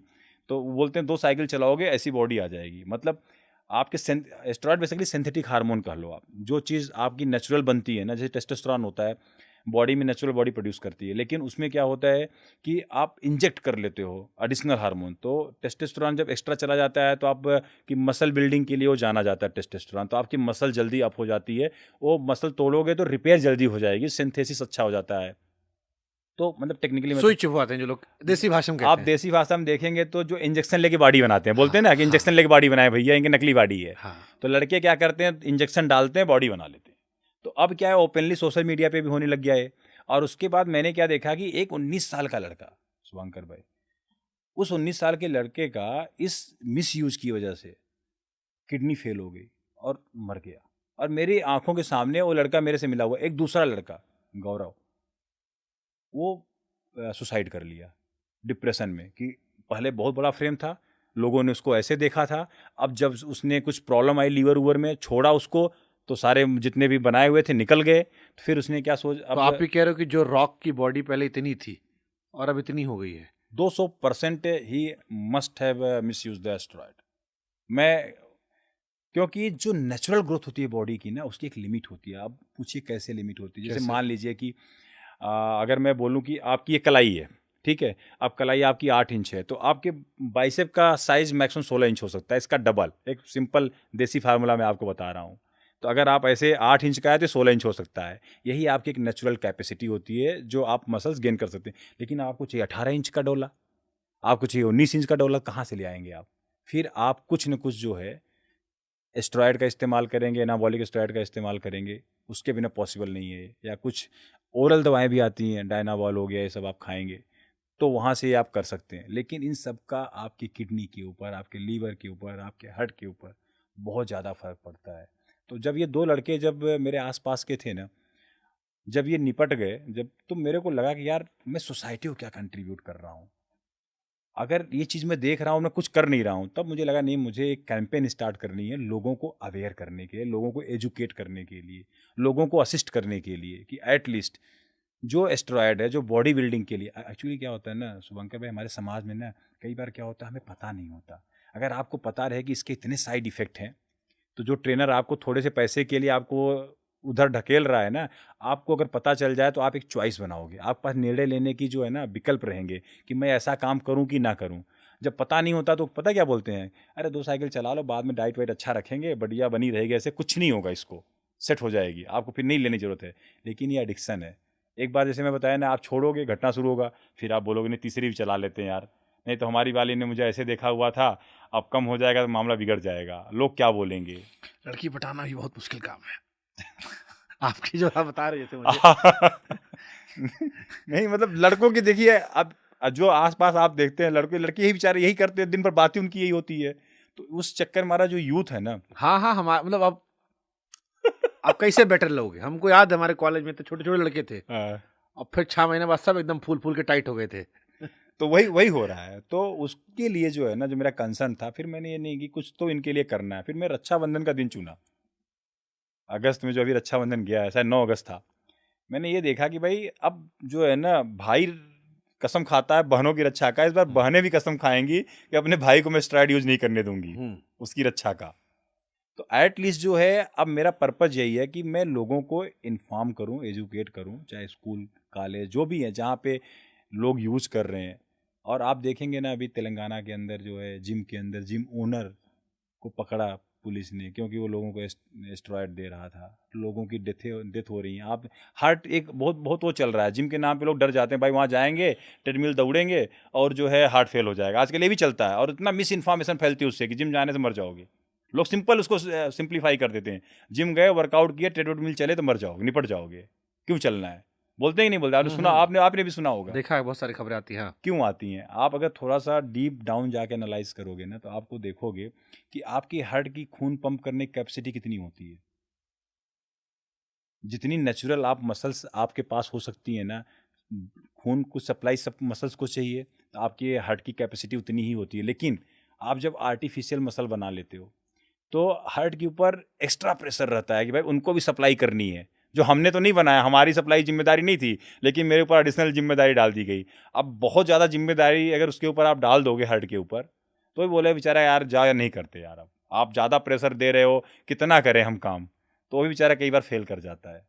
तो हार्ट फेल की बहुत सारी समस्याएं over miss use of steroid के कारण, एनाबॉलिक स्टेरॉइड के कारण भी होती है। बट जैसे कॉमन सवाल चलता है कि हाथी हुआ, गेंडा हुआ, घोड़ा हुआ ये वेजिटेरियन है, घास फूस खाते हैं और बढ़िया देखो टाइट होते हैं। घोड़ा देखो कैसे चना खा के दौड़ लेता है, तगड़े तगड़े तगड़े। वेजिटेरियन वाले लड़के कहते हैं कि यार तुम्हारा हमारा नहीं बनता, घोड़ा लेके बन जाता है। तो देखिए इसमें क्या है, ये बहुत मिस इन्फॉर्मेशन है, लोग बहुत सिंप्लीफाई करके बोलते हैं। अगर आप थोड़ा सा साइंटिफिकली इसका एनालिसिस देखोगे, तो आप शुभंकर भाई देखोगे कि एक घोड़ा है या एक हाथी है।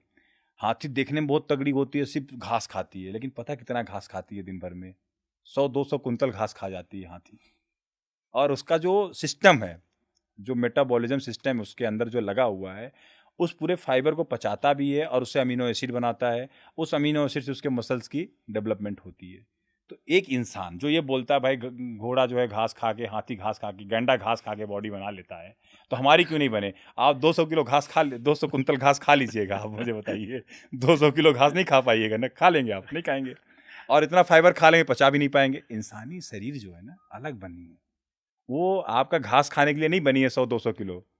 तो मुद्दा क्या है, मुद्दा ये है कि आप अपनी शरीर को समझें, आपको जिस चीज़ की ज़रूरत है। अब आप यहाँ पे लोग बोलते हैं कि कौन सा टाइगर प्रोटीन शेक पीता है, जो आप प्रोटीन शेक पीते हो बॉडी बनाने के लिए। बात तो ये भी है भाई, टाइगर तो प्रोटीन शेक नहीं पीता है, लेकिन इंसान की जो बॉडी है उसमें जो इसेंशियल अमीनो एसिड होते हैं ना, उसमें 11 अपने आप बनाती है, 9 खुद खाना पड़ता है, डाइट से लेना पड़ता है। तो उसे कहीं ना कहीं से लेना ही पड़ेगा। अब लोग अंडे को भी बोलते हैं वेज, नॉन वेज है, सरकार बोलती है भाई संडे हो या मंडे डेली खाओ अंडे। ICMR जो अपने Indian council of medical research है जो नेशनल इंस्टीट्यूट ऑफ न्यूट्रिशन है कि भाई इंडिया के अंदर प्रोटीन डिफिशियंट है, सारे स्कूल के बच्चों जो मैंडेटरी मिड डे मील होता है वहाँ अंडे दिए जाते हैं। क्यों दिए जाते हैं? ताकि पोषण अच्छा रहे हमारे बच्चों का। अंडा वेजिटेरियन है? आप आजकल के जो अंडे आ रहे हैं ना, आप देखोगे तो उनसे तो मुर्गियां निकल नहीं रही हैं। तो आप जिस कैटेगरी में रखना चाहें रख दीजिए, तो इसकी एक अलग कैटेगरी है, एगिटेरियन बनाया गया है इसको। लेकिन पोषण के हिसाब से देखा जाए, न्यूट्रिशन के हिसाब से देखा जाए तो गुड सोर्स ऑफ प्रोटीन। और हमारा देश प्रोटीन डिफिशियंट है, ये हम नहीं बोलते, दुनिया भर की रिसर्च बोलती हैं। अगर प्रोटीन बहुत इसेंशियल चीज़ है आपकी नेल के लिए, आपकी हेयर के लिए, आपकी स्किन के लिए, इवन आपकी जितने वाइटल आर्गन हैं उनके फंक्शनिंग के लिए, तो प्रोटीन तो आपको चाहिए ना। अगर आप प्रोटीन पूरा नहीं कर पा रहे हैं तो आपकी जो सेल्स हैं उनकी रिपेयर कैसे होगी, आपकी मसल की रिपेयर कैसे होगी। और एक बार मसल एट्रोफी सेट हो जाएगी बॉडी के अंदर ना, तो जो मसल होती है धीरे धीरे उसका लॉस भी शुरू हो जाता है। तो मतलब अब हम तो अब लोगों के ऊपर ही छोड़ देते हैं कि भाई आपने अपना डाइट जो है ना। बट जैसे एक वेजिटेरियन लड़का बार बार रोता रहता है, मैंने कई बार जिम वालों में देखा है कि वेजिटेरियन लोगों की बॉडी नहीं बन सकती नेचुरली अनलेस एंड अनटिल आप बाहर से कुछ ले रहे हैं। इज इट पॉसिबल वेजिटेरियन होकर अच्छी बॉडी बनाना? आपको मैं एक बात बताता हूँ बहुत क्लियर कि वेजिटेरियन या नॉन वेजिटेरियन का बॉडी बिल्डिंग से कोई लेना देना नहीं है। अरे प्रोटीन तो वहीं से आता है ना महाराज। मैं बता रहा हूँ, दाल में भी प्रोटीन है। अब मैं बताता हूँ, समझा आप अब इस बात को समझना चाहते हैं, मैं और डिटेल में समझाता हूँ। देखिए, जितने सोर्स होते हैं, प्रोटीन क्या होता है, प्रोटीन और प्रोटीन की क्वालिटी दो अलग चीज़ें हैं। अगर क्वालिटी अच्छी प्रोटीन की क्वालिटी अच्छी है तो आपको कम मात्रा में प्रोटीन मिलेगा तब भी चलेगा। अगर आपकी प्रोटीन की क्वालिटी लो है तो आपको प्रोटीन इंटेक ज़्यादा करना पड़ेगा, क्योंकि क्वालिटी कहाँ से आती है, आपके प्रोटीन इंटेक के एब्जॉर्प्शन से आती है। मान लिया आपने प्रोटीन खा लिया, बॉडी में एब्जॉर्ब ही नहीं हो रहा है, डाइजेस्ट ही नहीं हो रहा है, तो प्रोटीन आपने कितना 80 ग्राम खा लिया, 100 ग्राम खा लिया, क्या फ़र्क पड़ता है उससे, दिक्कत है उससे। तो यहाँ पे बच्चों को मैं ये समझाना चाहता हूँ, या जो भी फिटनेस वाले हैं समझना चाहते हैं कि भाई प्रोटीन कहाँ से आता है। आपके जितने भी सोर्स हैं, वेजिटेरियन सोर्स आप कोई भी उठा लीजिए, दूध से अच्छी क्वालिटी, मैं फिर से बोल रहा हूँ, नेशनल इंस्टीट्यूट ऑफ न्यूट्रिशन की किताब में लिखा है। देखिए क्या होता है कि प्रोटीन का एक आप ये समझिए कंपोजिशन होता है। जैसे आपके ये मसल्स हैं ना, मसल में अमीनो एसिड हैं, तो इनकी एक प्रोफाइल होती है अमीनो एसिड की। तो जितने भी प्रोटीन के सोर्स हैं ना, उनके अंदर अमीनो एसिड होता है, उनकी एक प्रोफाइल होती है। तो नेशनल इंस्टीट्यूट ऑफ न्यूट्रिशन की किताब ये बोलती है कि जो आपका दूध होता है, दूध की प्रोफाइल जो नेचुरल हमारे अमीनो एसिड्स की प्रोफाइल है, प्रोटीन की प्रोफाइल, उसकी 90% के बराबर होता है। कितना होता है? 90%। 90%। तो दूध से अच्छी क्वालिटी का प्रोटीन सर कोई नहीं होता। आप अगर दूध नहीं कंज्यूम कर सकते हैं, आप बोलिए दूध भी नॉन वेजिटेरियन है, आप पूरी तरह वेगन है, आप ये भी बोल सकते हैं ना, मैं तो वेगन हूँ। आजकल कंसेप्ट ये भी चल रहा है, मैं दूध भी नहीं पीता। आप बताइए आगे। तो वेगन में अगर हम जाएँ, दूध तो बहुत अच्छा सोर्स हो गया। अब दूध से बनी चीज़ें, चाहे आपका पनीर हो गया, चाहे दही हो गई, गुड सोर्स ऑफ प्रोटीन। और प्रोटीन कितना खाना है वो भी हम बता देंगे अभी। लेकिन मुद्दे की बात क्या है कि सिर्फ रोना कि भाई प्रोटीन पूरा नहीं होता वेजिटेरियन से। अगर आप 1 गिलास दूध पी लेते हैं तो आपको 12 ग्राम प्रोटीन मिल जाता है। आधा लीटर पी लेंगे 24 ग्राम हो जाएगा, 1 लीटर पी लेंगे 35 ग्राम हो जाएगा। अगर आप 70 ग्राम के आदमी या 70 किलो के, 70 ग्राम आपको चाहिए मैक्सिमम। एक रोटी खा लेते हैं, 4 ग्राम प्रोटीन मिल जाता है। अच्छा, एक मज़ेदार चीज़ आपको बताता हूँ, रोटी और चावल में किसकी क्वालिटी अच्छी होती है प्रोटीन की? आप गेस मारो। चावल। हाँ, लेकिन चावल को लोग क्या करते हैं कि भाई चावल है, खा लेंगे फूल जाएंगे, कंसेप्ट यही लेके चलते हैं लोग। रोटी खाते हैं, बोलते हैं रोटी में, अब आजकल रोटी का भी कंसेप्ट बहुत अलग अलग चलता है, जौ की रोटी, ज्वार की रोटी, फलाना ढमका, पता नहीं क्या क्या रोटी बना दी हैं लोग, फिर सबको मिक्स भी कर दिया एक साथ कि लो जी मिक्स रोटी खा लो। अब चल रहा है ना ये सब कंसेप्ट। हाँ। लेकिन जो क्वालिटी आप राइस की जो प्रोटीन की क्वालिटी है बहुत अच्छी होती है इन कंपेरिजन टू दी आपकी रोटियों की, गेहूं की जो रोटी होती है। और अपने आप में क्या है कि आप चाहे, लोग क्या बोलते हैं, लोग बोलते हैं भाई कि मैं सिर्फ दाल खा लूँ, दाल से प्रोटीन पूरा हो जाएगा।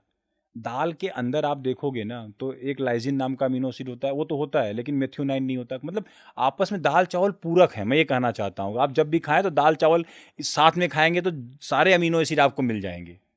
और उसके अलावा वेजिटेरियन सोर्स में आजकल तो एक नया आया हुआ किनोवा करके आया हुआ, जिसके अंदर ऑल इसेंशियल अमीनो एसिड है। आप अपने डाइट में उसको शामिल कर सकते हैं। और आपका जो ओट्स है उसके अंदर क्वालिटी वाला प्रोटीन होता है। तो कहने का मतलब कि भाई आप कुछ भी खाओ, आपको बस थोड़ा सा अवेयर होना है, समझना है कि इसमें क्या है। बट जैसे सोशल मीडिया पर बतेरो न्यूट्रिनिस्ट पड़े हैं, इतने सारे न्यूट्रिशन देने वाले हैं कि आपको समझ नहीं आता। एक आदमी कहता है ये खाओ, एक आदमी कहता है ये खाओगे गड़बड़ हो जाएगा, एक आदमी कहता है सुबह ये मत खाओ, एक आदमी कहता है शाम को ये मत खाओ। एक ही बात को हर आदमी उलट पुलट के कह रहा है और कॉमन आदमी का दिमाग का फ्यूज उड़ गया है कि हम कैसे माने, किस न्यूट्रिशनिस्ट की हम सुने? आप बहुत अच्छा प्रश्न उठाए हो और मेरे दिल के बहुत करीब है ये बातें। क्योंकि लोग क्या है ना, मिस इन्फॉर्मेशन इतनी फैला रहे हैं। थोड़े से लोगों को क्या होता है, कहीं से पढ़ लिया, सीख लिया, समझ लिया, सब न्यूट्रिशनिस्ट बन गए हैं, सब ज्ञान दे रहे हैं, सब डॉक्टर बन गए हैं। और आम जो लोग होते हैं, अगर जिसके फॉलोअर ज़्यादा, तो सोचते हैं अच्छी बात कर रहा होगा, ज्ञान सही दे रहा होगा ये। तो मैं यहाँ पे एक बात बोलना चाहता हूँ कि अभी मैं आगे बताऊँगा अभी कि एक छोटी सी किताब है, बहुत छोटी, थोड़ा पढ़ने लिखने की आदत डालें लोग। अगर नहीं पढ़ लिख सकते तो एआई को लगाएं काम पे, वो आपके लिए पढ़ेगी। लेकिन आप जो है, भारत सरकार ने एक किताब इशू की है, dietary guidelines, national institute of nutrition, किसके साथ, Indian council of medical research के साथ। मेरे ख्याल से एक हार्डली किताब होगी 150 पेज की। ये हमारे भारतीय लोगों को, हमारे नागरिकों को क्या डाइट चाहिए, किस तरह की डाइट चाहिए, इस किताब में पूरी अच्छी तरह से लिखी गई बातें हैं। और इतनी सिंपल भाषा में, पिक्टोरियल है पूरी किताब, पिक्चर है इसमें लगे हुए, आपको समझाया गया है। जैसे मैं अगर बात करूं मसल की, एक बात मैं किताब की बात बता रहा हूं, कितनी बढ़िया किताब है। किसी इन्फ्लुएंसर की जरूरत नहीं है। इन्फ्लुएंसर का काम होना चाहिए बेसिकली लोगों को सही जानकारी देना, सही तरीके से बताना, उनकी मदद करना। लेकिन वो कहाँ इन्फ्लुएंस कर दे रहे हैं, किस तरह से इन्फ्लुएंस करके कन्फ्यूज कर दे रहे हैं, तो दिक्कत है। लेकिन सबका इलाज यही है कि आप खुद आप दीपो हो बुद्ध वाला काम करिए। एक किताब है, फ्रीली अवेलेबल है, खरीदना भी नहीं है, डाउनलोड कर लीजिए। और उसमें जैसे एक बात मैं बता रहा था ना कि जैसे मसल है, अब मसल्स के अगर मैं आपको फायदे बताऊं ना, तो कल से आप भी स्ट्रेंथ ट्रेनिंग स्टार्ट कर दोगे। अगर नहीं कर रहे होगे तो सबसे पहली चीज़ क्या होती है कि अगर आपकी बॉडी के अंदर मसल्स हैं ना, तो आपकी जो ज्वाइंट्स होते हैं ना, ये इनमें पेन नहीं होता, ये सेफ रहते हैं। आपका लोड जो होता है मसल्स ले लेती है, ज्वाइंट्स ऊपर लोड कम आता है अगर आपकी मसल्स अच्छी हैं तो। आपकी अगर मसल्स अच्छी हैं, आप समझो मसल्स अच्छी हैं आपकी, तो आपकी जो इंसुलिन की सेंसिटिविटी है वो बढ़ जाती है। अब पूछिए इंसुलिन सेंसिटिविटी क्या होती है? लोगों को जो मधुमेह की बीमारी होती है ना, वो नहीं होगी, देर से होगी, कम होगी। पूछिए क्यों? क्योंकि जो आपकी एक्स्ट्रा शुगर होती है ना, मसल्स में भी जाके स्टोर होती है। अब ज़्यादा मसल है तो कुछ वहाँ जाके स्टोर हो जाएगी। आपके किसको मेहनत कम करनी पड़ेगी? इंसुलिन को कम मेहनत करनी पड़ेगी। अगर इंसुलिन को कम मेहनत करनी पड़ेगी तो इंसुलिन की सेंसिटिविटी बढ़ जाएगी। तो अच्छी मसल अगर आपके पास है तो आप डायबिटिक से भी दूर रहेंगे। अब भारत के अंदर पता है आज डायबिटिक की क्या कंडीशन है? 21 करोड़ लोग हैं डायबिटिक इंडिया के अंदर। हम डायबिटिक की कैपिटल बनने जा रहे हैं शुभंकर भाई। कितनी पॉपुलेशन है अपनी? 140 करोड़। 140 करोड़ में से 21 करोड़ लोग क्या हैं? डायबिटिक हैं। और ये आईसीएमआर की रिपोर्ट बोल रहा हूँ मैं, कोई सोशल मीडिया की या किसी इन्फ्लुएंसर की बात नहीं बोल रहा। और 22 करोड़ लोग जो है ना, हाइपरटेंशन के शिकार हैं, जिसे हम लोग बीपी बोलते हैं। ओबेसिटी की तो बात ही छोड़ दीजिए आप। कहने का मतलब ये कितनी अलार्मिंग सिचुएशन है हेल्थ में। मैं वापस आ रहा हूँ अपनी मसल वाली बात पे, फिर इस पे आएंगे। तो आप ये समझो जो मसल्स होती है ना, अगर आपके पास मसल्स अच्छी हैं तो आपकी एजिंग भी ग्रेसफुल होती है, स्लो होती है। सारा खेल तो देखिए, एज हर इंसान होना है, आप इस प्लेनेट पे आएंगे तो जाएंगे भी। कैसे आप एज कर रहे हैं, किस ग्रेस से के साथ आप एज कर रहे हैं, वो मैटर करता है। और मसल्स अगर आपके पास है ना, तो आपकी ग्रेसफुल एजिंग होगी, स्लो एजिंग होगी, बहुत फास्ट नहीं होगी। और हाँ, अगर आप मसल को ट्रेंड नहीं करेंगे तो एक होती है मसल एट्रोफी, मसल लॉस। वो ऑटोमेटिक जो है ना कमज़ोर होती जाएगी, धीरे धीरे उसका लॉस भी हो जाएगा। तो जो चीज़ सही होना चाहिए था वो उल्टा हो जाएगा। मैं हमेशा बोलता हूँ स्ट्रेंथ ट्रेनिंग इसलिए इंसान को करनी चाहिए। और रही बात, जब मैं हेल्थ की बात कर रहा हूँ, जब मैं इतनी सारे आंकड़े आपको बता रहा हूँ, तो मैं एक चीज़ और कहना चाहता हूँ कि हमारे देश के अंदर सबसे प्राइमरी चीज़ क्या है शुभंकर भाई? सबसे प्राइमरी चीज़ क्या है? लोग जिसके लिए पागल रहते हैं, परेशान रहते हैं? नौकरी, पैसा, नौकरी, भूख। पैसा। ये सब किसके साथ है? शरीर के साथ। शरीर के साथ। आपकी किसी भी स्कूल में, किसी भी कॉलेज में आपको प्रमाण पत्र दिया जाता है, अंक प्रमाण पत्र। क्या होता है वो? अंक प्रमाण पत्र। क्या क्या आपके हेल्थ का प्रमाण पत्र आपको दिया जाता है? नहीं। क्यों नहीं दिया जाता है?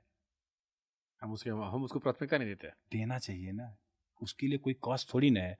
अवेयर नहीं है हम लोग। क्या होता है जब कोई आने वाले समय में, जब बच्चा यंग होता है तो पता नहीं होता कोई हेल्थ, लेकिन जब धीरे धीरे हैबिट डेवलप हो जाती है ना, हैबिट इंसान को मारती है। वो आगे जाके उसी हैबिट को फॉलो करना शुरू करता है, एंड जो खा रहा होता है खाना शुरू करता है। आपको एक हेल्थ कार्ड का भी सिस्टम बनाना चाहिए, अंक पत्र के साथ, अंक प्रमाण पत्र के साथ एक हेल्थ कार्ड भी होना चाहिए। उससे क्या होगा कि आपके बच्चे का जो है ना, हेल्थ की जो पैरामीटर्स हैं वो उसमें दिखेंगे कि भाई ये है, ये है, ये है। ना केवल बच्चे के लिए, इवन जो गवर्नमेंट के एम्प्लॉई हैं उनका भी एक हेल्थ कार्ड। आपने स्कीम दे दी कि बीमार हो तो इलाज करा लो, ठीक है, सरकार ने बोल दिया पैसे हम भर देंगे, आप रीएम्बर्स कर लेना, अच्छी बात है ये। लेकिन आप बीमारी की तरफ जाते क्यों हो? अपने हेल्थ इंफ्रास्ट्रक्चर को हम अच्छा करें, बहुत अच्छी बात है, लेकिन प्रिवेंटिव हेल्थ जो है वो सबसे ज़्यादा मैटर करती है कि आपका खर्चा ऑटोमेटिक कम हो जाएगा। तो मेरा पर्सनल ये ओपिनियन है कि आप भाई जितने भी बच्चे हैं छोटे छोटे ना, एक तो उनका हेल्थ कार्ड हम लोग बनाएं, और साथ में जो स्कूल कॉलेज के अलावा जो एम्प्लॉई हो गए या जो सरकारी एम्प्लॉई हो गए, उनके लिए जो है ना कुछ हम ऐसा व्यवस्था करें कि भाई उनको मोटिवेशन आए फिट रहने का। ये तो हो गई बच्चों की बात। जो आदमी घर पे अनहेल्दी है, उससे अपने आप को हेल्दी करना है, पर उसका समय नहीं जिम जाने का। बहुत बहुत सही सवाल है, बहुत कॉमन सवाल है। सबके पास यही बहाना साइटिस होता है शुभंकर भाई। लोग पता है क्या बोलते हैं? यार बहुत बिजी हूँ यार, टाइम ही नहीं निकाल पा। नरेंद्र टाइम तो निकालना चाहता हूँ यार, लेकिन 2 दिन करता हूँ फिर उसी ढर्रे पे चला जाता हूँ। और मेरा रूटीन ऐसा है कि रात में मैं देर से आता हूँ, कहीं पता नहीं होता यार रात में काम करे दिन, मतलब लोग कुछ न कुछ कर लेते हैं। मैं इतना जानता हूँ कि फिट रहने के लिए सिर्फ आपकी नीयत चाहिए। अगर नीयत है ना, और जिस काम को करने की आपकी नीयत होती है वो काम आप करते हो। सच्चाई है कि नहीं? आप इस चीज से मुस्कुरा रहे हो, इसका मतलब आप इस चीज को एक्सेप्ट कर रहे हो। सही बात है कि आपकी नीयत चाहिए। आपकी नीयत ही नहीं है फिट रहने की।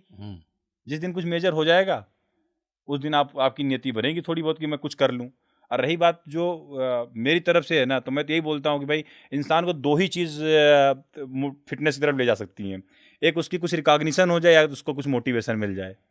अगर अभी पार्क में क्या होता है ना, हमारा एक दोस्त होता था जब मैं तैयारी करता था, वो कहीं भी रहे सुबह उठेगा जरूर और पार्क में जरूर जाएगा, क्योंकि उसकी वाली आती थी पार्क में घूमने, तो उसके पास मोटिवेशन होता था सुबह उसको देखने का कि भाई आएगी और मैं जाऊंगा देखूंगा।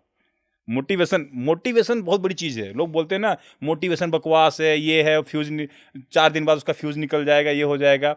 लेकिन किसी चीज़ को स्टार्ट करने के लिए मोटिवेशन से अच्छा किक स्टार्ट नहीं हो सकता। उसको सस्टेन कैसे करना है बात की चीज़ है, लेकिन किक स्टार्ट करवा देता है मोटिवेशन। तो मुद्दे की बात यह है कि जो ऐसे लोग हैं ना जो फिटनेस करना चाहते हैं, अगर अभी क्या हो जाए कि बोर्ड पे ठीक है इनको रिकॉग्नाइज कर दिया जाए और एक चलो अवार्ड बांट देते हैं, fittest employee of the office या डिपार्टमेंट, और उसको जो है पता चला कि प्रेसिडेंट जो है बुला के या स्पोर्ट्स मिनिस्टर बुला के अवार्ड दे रहे हैं, रिकॉग्नाइज कर रहे हैं सबके सामने। आप बिलीव नहीं करोगे, लाइन लग जाएगी लोगों की। लोग कहेंगे हम फिट होंगे इस बार, हम अवार्ड लेके आएंगे। बच्चे भी बोलेंगे माँ बाप को, अरे पापा फिट काहे नहीं होते, पड़ोसी देखिए अंकल लेके आए अवार्ड इस बार जाके। तो वहाँ से भी एक मोटिवेशन आएगा लोगों को। और उसी तरह से डिजिटल बोर्ड बनाइए आप जब इतना खर्च कर रहे हैं हम लोग, तो हम लोग को डिजिटल बोर्ड बनाना चाहिए, लगाना चाहिए। भाई हमारा फिटेस्ट एम्प्लॉई है। हेल्थ को तभी आप प्रमोट कर पाएंगे अगर आप ईमानदारी से अगर हेल्थ की बात करते हैं तो। ठीक है, आपकी ज़िंदगी का एक और सेगमेंट है, क्योंकि आप जीएसटी डिपार्टमेंट में है, एडिशनल कमिश्नर जीएसटी, सही है पद? तो मुझे लगा जीएसटी के भी कुछ कॉमन सवाल लोगों ने भेजे थे। जैसे एक सवाल था कि रेट जो होती है वो खाली बड़े बिजनेसमैन के यहाँ होती है?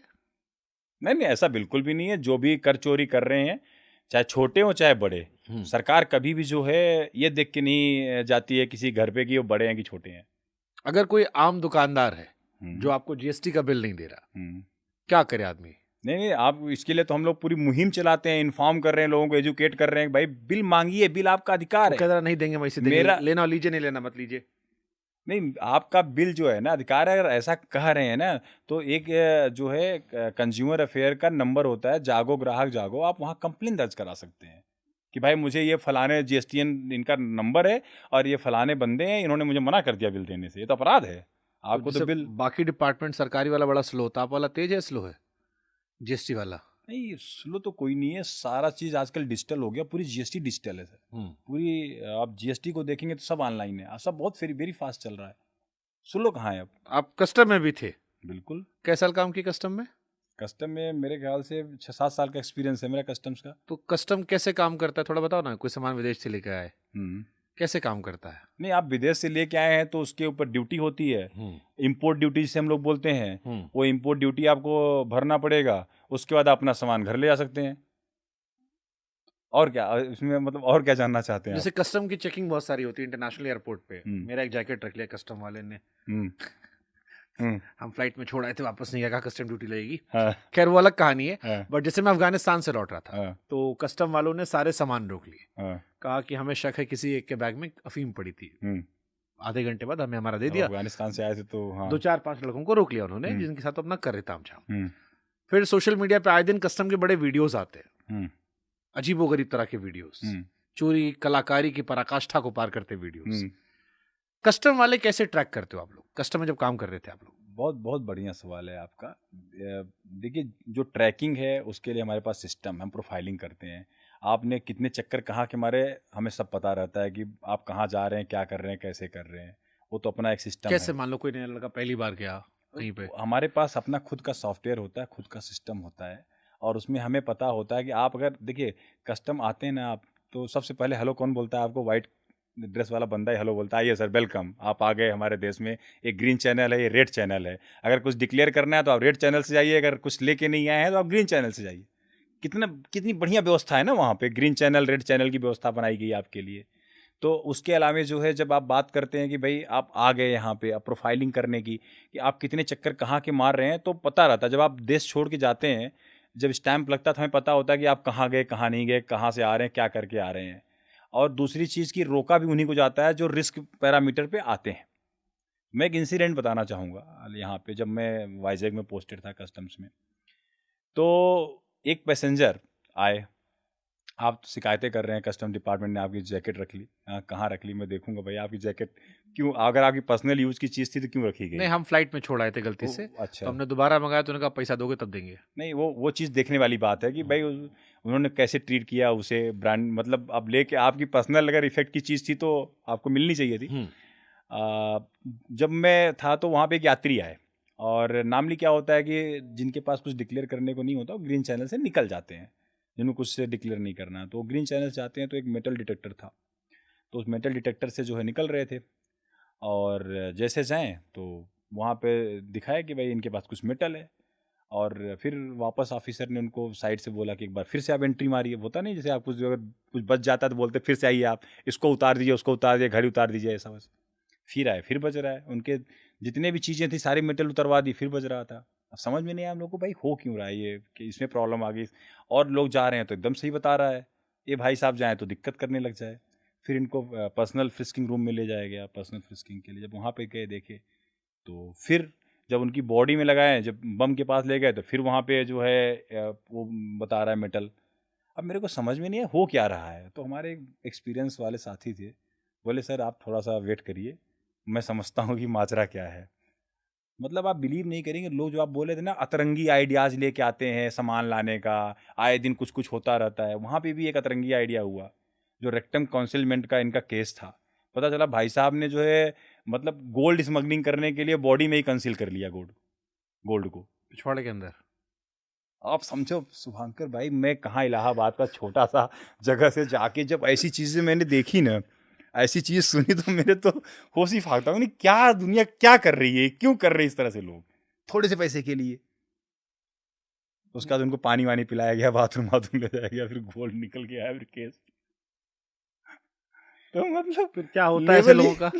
लेवल ही अलग है, और डिपेंड करता है ना कि आप क्वांटिटी क्या है, उसके हिसाब से केस डिसाइड होता है कि भाई कितना ग्राम था, कितना किलो है। लेकिन मैं आपको अतरंगी जो आप बता रहे हैं ना, उस अतरंगी उसका आइडिया बता रहा हूँ, लोग कैसे कैसे अतरंगी काम कर रहे थे, और ऐसे आए दिन करते हैं।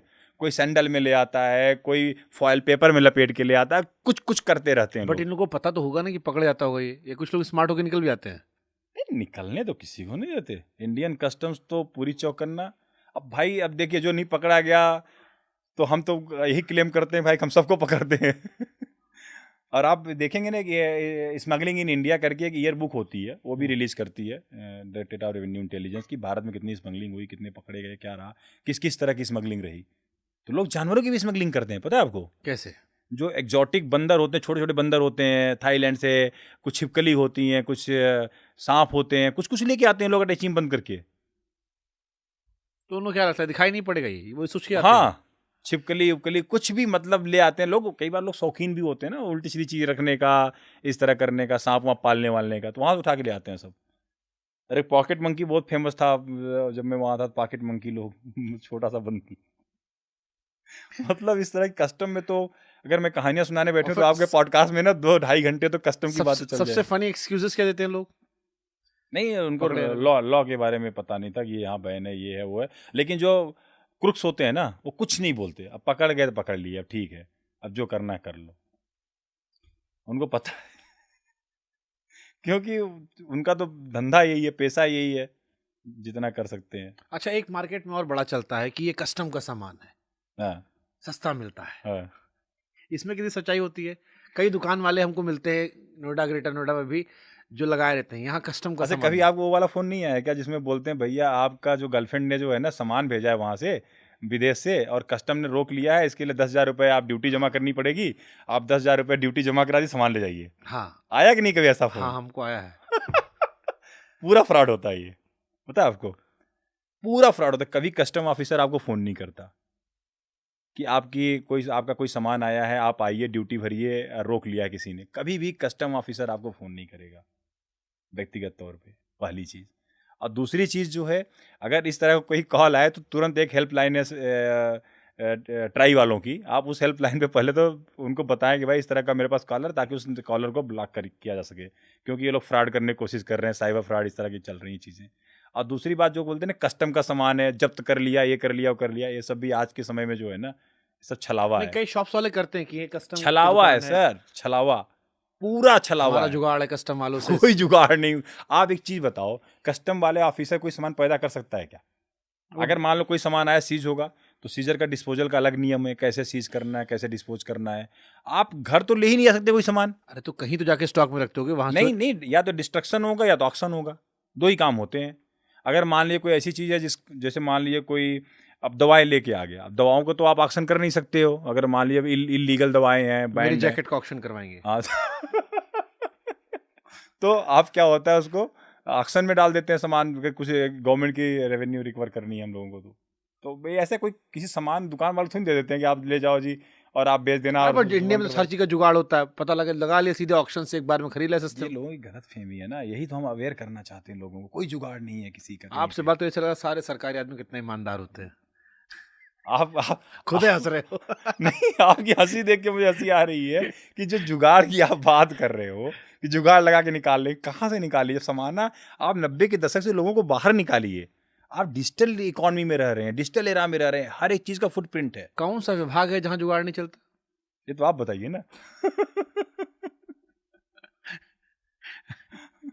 छोड़ो महाराज, मेरी खामोशी ने हजारों जवाबों की लाज रख ली। विदेश से चलो और कुछ सवाल है। कस्टम्स में स्मगलिंग सबसे बड़ा यही होता है। स्मगलिंग में आप यही करते थे आप लोग? देखिए, कस्टम में स्मगलिंग जो है ना हर एक चीज की होती है, अलग अलग तरह से होती है। जैसे मान लो मैं अभी आईफोन आ रहा है, हाँ अब मैं दुबई गया, हाँ। तो क्या आईफोन है जो मैं ला सकता हूँ जिसमें कस्टम वाले रोना गाना नहीं करेंगे? एक को नहीं ला सकते हैं। अगर आप कोई भी आईफोन नया खरीदते हैं, लेके आते तो आपको ड्यूटी भरनी पड़ेगी। हम हाथ में लेके आए तो महाराज कैसे हाँ, पता? आप यहाँ से लेके भी गए होंगे ना एक, आपको कैसे तो पता? नहीं आप अपने बैग में कहाँ रखेंगे आप फोन? हो अगर आप मान लीजिए फोन लेके आए हैं, हाँ, या तो हाथ में तो रखेंगे। हम डब्बा फेंक देंगे वहीं पे, खाली फोन हाथ में लेके आए। बात तो आप सही कह रहे हो, लोग यही करते हैं हाँ। कि भाई जिसके पास 2 फोन है, ठीक है, अब वो ये दिखाता है कि भाई मेरा एक पुराना फोन था या मैं 2 फोन लेके गया था, तो लोग कई बार कर लेते हैं। लेकिन नामली क्या है, रूल यही है कि आप कोई भी चीज़ वहाँ खरीदेंगे तो आपको ला के उसकी ड्यूटी यहाँ भरनी है। कैसे महाराज? मैं यहाँ से गया, देखिए, अगर आपकी नियति है चोरी चमारी आप करने मेरा की, फोन तो चेक करते नहीं हो, क्या फोन लिया हूँ मैं ट्रैक में? नहीं, आप समझिए मेरी बात। अगर आपके पास एक फ़ोन है, ठीक है, आपको पर्सनल यूज का हो सकता है। अब कोई बोले कि मैं 4 अंगूठी पहन के आ जाऊँ वहाँ से, मेरे 4 उंगलियाँ हैं, मेरी 5 उंगलियाँ हैं, मैं 5वां अंगूठी डाल के ले आऊँ, ठीक है, तो या तो आप डिक्लेयर करके जाइए कि आप 5 अंगूठी जो है यहाँ से लेके गए थे। डिक्लेरेशन फॉर्म कहाँ होता? मैं इंग्लैंड गया, मुझसे कहीं डिक्लेयर नहीं करवाया उन्होंने। नहीं, अगर आप यहाँ से जा रहे हैं तो आपको सेल्फ डिक्लेरेशन देना होता है ना। और अब तो अतिथि ऐप भी, आप उस पर भी डिक्लेयर कर सकते हैं। अब अवेयरनेस नहीं है तो बात अलग है, लेकिन आपने एक कोई भी चीज़ है, आगे से ध्यान रखिएगा, मैं आपको बता रहा हूँ। हाँ, मैं भी समझ कि लेता अगर कुछ चीज़ आप लेके जा रहे हैं अपने साथ, हूँ। पर्सनल इफेक्ट की चीज़ें हैं और वैल्यूएबल चीज़ें हैं, जिस पे आते समय जो आपसे क्वेश्चन पूछा जा सकता है, तो आप पहले यहाँ पे डिक्लेयर कर दो कस्टम्स को कि भाई मेरे पास ये 4 अंगूठी, 4 चेन, ये वो है, ताकि गोल्ड के नाम पे आपको रोक के ये ना बोले कि आप नया गोल्ड लेकर आ रहे हो, पर्चा दिखाओ, बिल दिखाओ। नहीं दिखाओगे तो बोलेंगे ड्यूटी भरो जी। तो वो काम नहीं करना। आपने जो भी लेके जाना है, आपको लगता है कि एक्सेस है, आप डिक्लेयर कर दो, तो वो ज़्यादा अब मैं बेहतर रहेगा। अफगानिस्तान से 2 बोरी अखरोट लेके आया था, ड्राई फ्रूट। वो तो आपको गिफ्ट मिला था, प्यार में गिफ्ट मिला था, आप लेके आए मेरा थे। कोई चेक वेक नहीं हुआ, कुछ बढ़िया आराम से उसमें कुछ और भर के ले आता मैं। नहीं तो आप खाने पीने के लिए, अपने पर्सनल यूज के लिए आप लेके आए। बट आईफोन मेरा कैसे पकड़ लोगे? मान लो मैं यहाँ से गया, हम्म। एक छोटा फोन लेके वहां फेंक दिया मैंने, वहां से 2 आईफोन लेके चला आया मैं डब्बा खोल के, कैसे पता लगे कस्टम वाले को? नहीं, अगर आप नहीं, कस्टम वाले को वही तो बता रहे हैं ना कि अब शुभांकर को देख के हो सकता है लोगों को लगे कि शुभांकर बहुत ईमानदार आदमी है, ऐसा वैसा काम नहीं करेंगे। तो आपको हो सकता है 2 आईफोन अलाउ कर दे भाई, ले जाइए आप। कुछ कस्टम वाले से ले दे के काम चल जाता है। ये तो आप बताइए कभी किए हो तो। हमारे तो पाला नहीं पड़ा भाई। पाला तो पड़ गया ना, अभी जैकेट रखवा ली। जैकेट तो हमारे भाई साहब भूल के आ गए थे, बेवकूफ आदमी, वो भूल गए और लौटाने के टाइम में बाकी लोग बेवकूफ निकले। कस्टम पैसा मांगा, उसको छोड़ दिए लोग। ओके, अभी जीएसटी में चेंजेस आए हैं, हाँ। क्या फायदा हो रहा है इससे?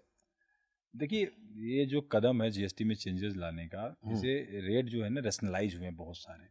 जैसे अभी आप देखेंगे कि एजुकेशन के मामले में आप देखेंगे तो जितने भी शिक्षा की किताबें थी या बुक्स थी, सब पे 5% सब पे 0 जीएसटी हो गया, अभी कोई जीएसटी नहीं है। अगर आप देखेंगे ट्रैक्टर हो गया, अब ट्रैक्टर के रेट्स जो है जहाँ 18% 5% पे आ गए।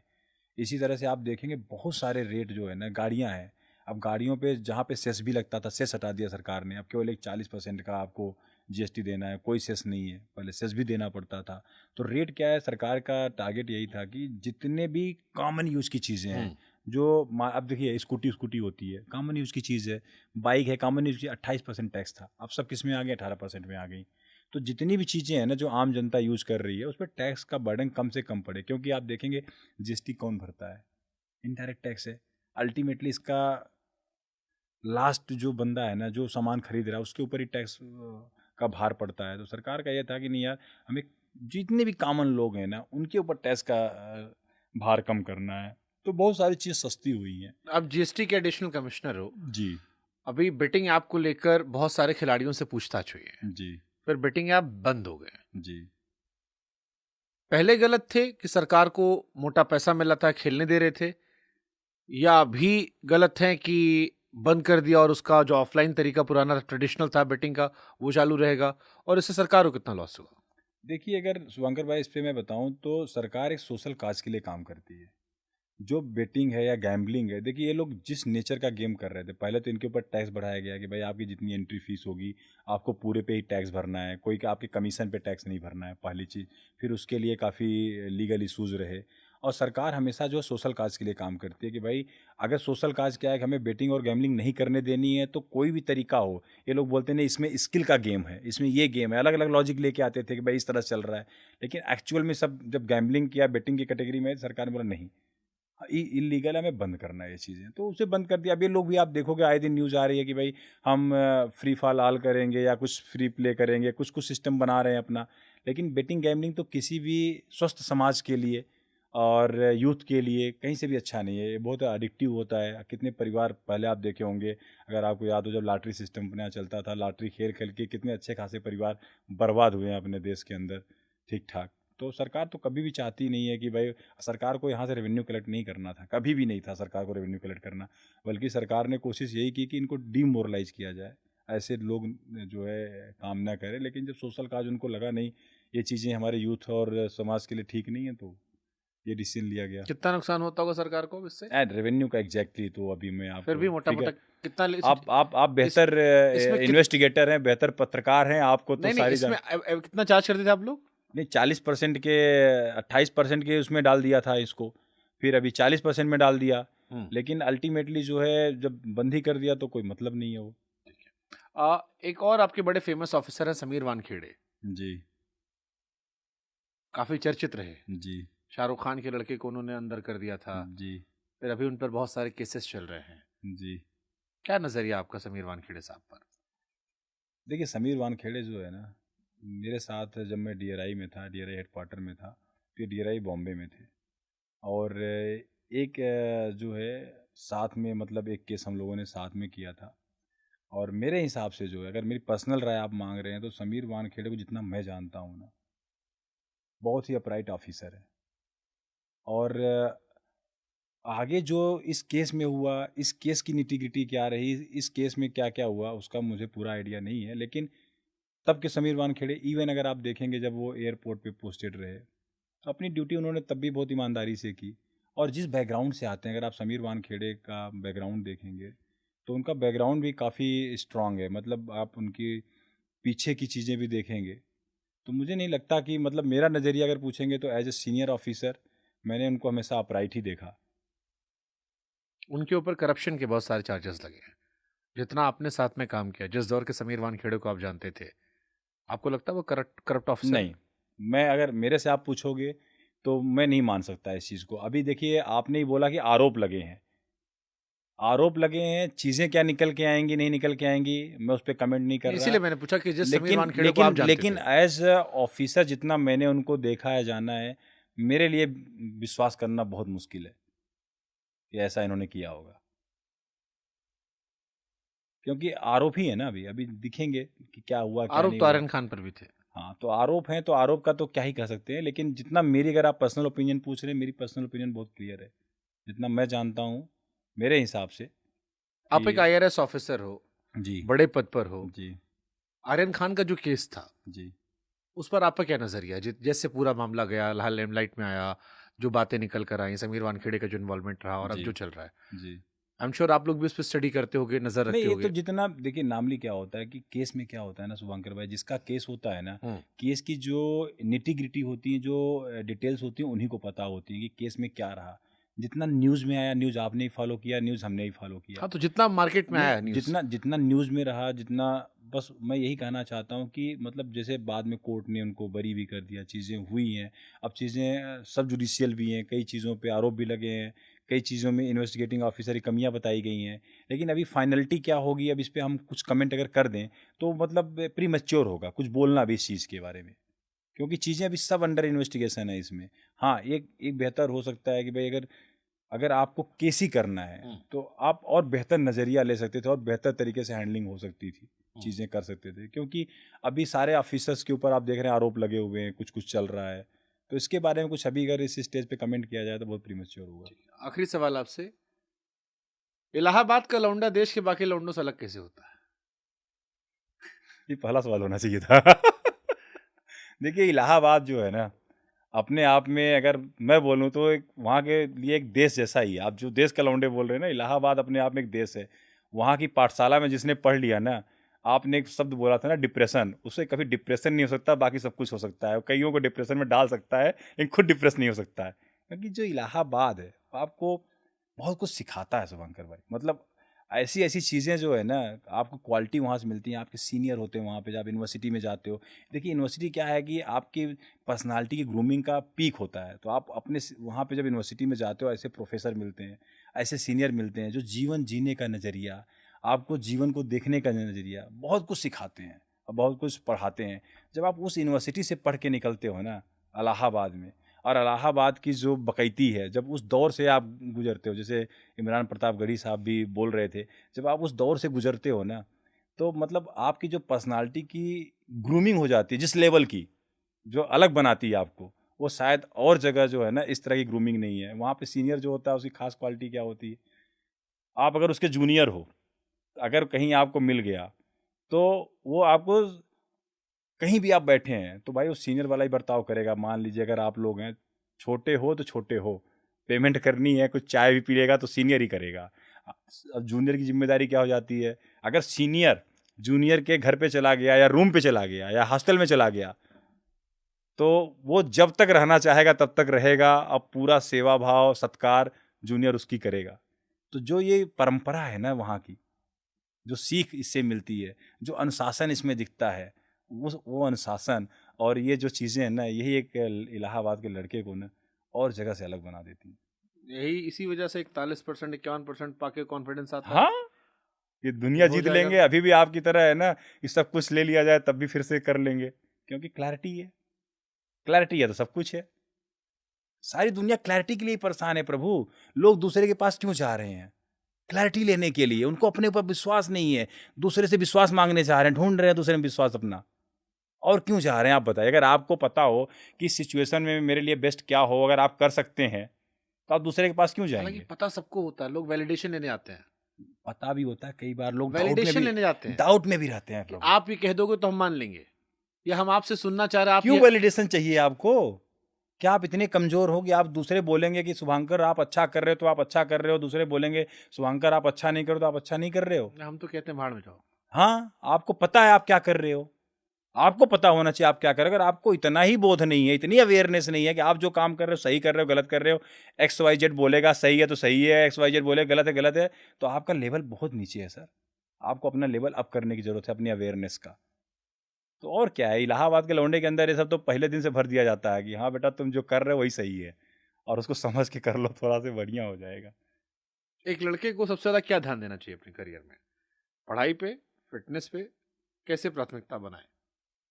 जो लड़का नहीं, मैं बोलूँगा ये क्वेश्चन ऐसे होना चाहिए कि एक इंसान को अपना, चाहे नौकरी हो, चाहे पढ़ाई हो, चाहे फिटनेस हो, एक इंसान को अपने, क्योंकि आप हेल्थ कोच भी बन गए हो, आप एक सक्सेसफुल यूपीएससी क्रैक करने के बाद जीएसटी ऑफिसर भी हो, तमाम चीजें और कर रहे हो।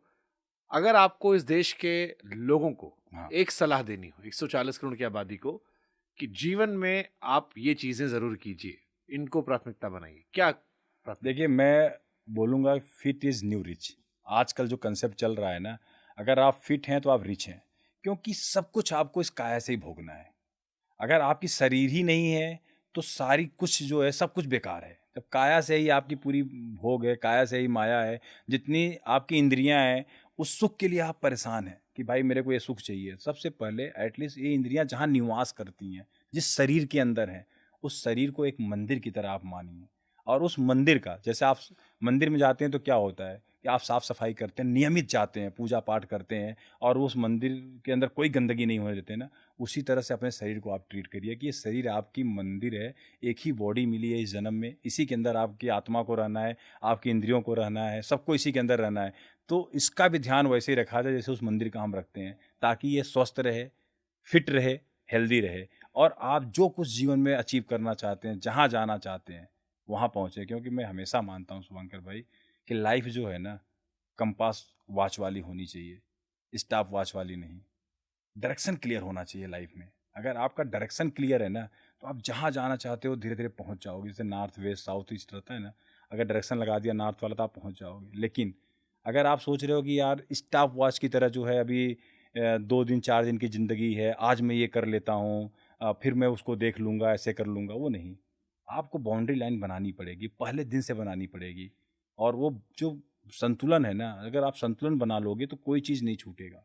आपकी हेल्थ भी आपके साथ रहेगी, आपकी वेल्थ भी आपके साथ रहेगी, और आप उसको एंजॉय भी कर पाओगे। नहीं तो पता चला वेल्थ हो जाएगी, हेल्थ छूट जाएगी, हेल्थ हो रहेगी, वेल्थ नहीं मिलेगी, सब चीज़ में इम्बैलेंस हो जाएगा। बहुत बहुत शुक्रिया आपका नरेश जी, थैंक यू शुभंकर भाई। समय देने के लिए, और आई होप कि आपसे कुछ लोग सीखें। फिर हम आपसे मिलते हैं किसी और दिन इसके अगले एपिसोड में। Thank you.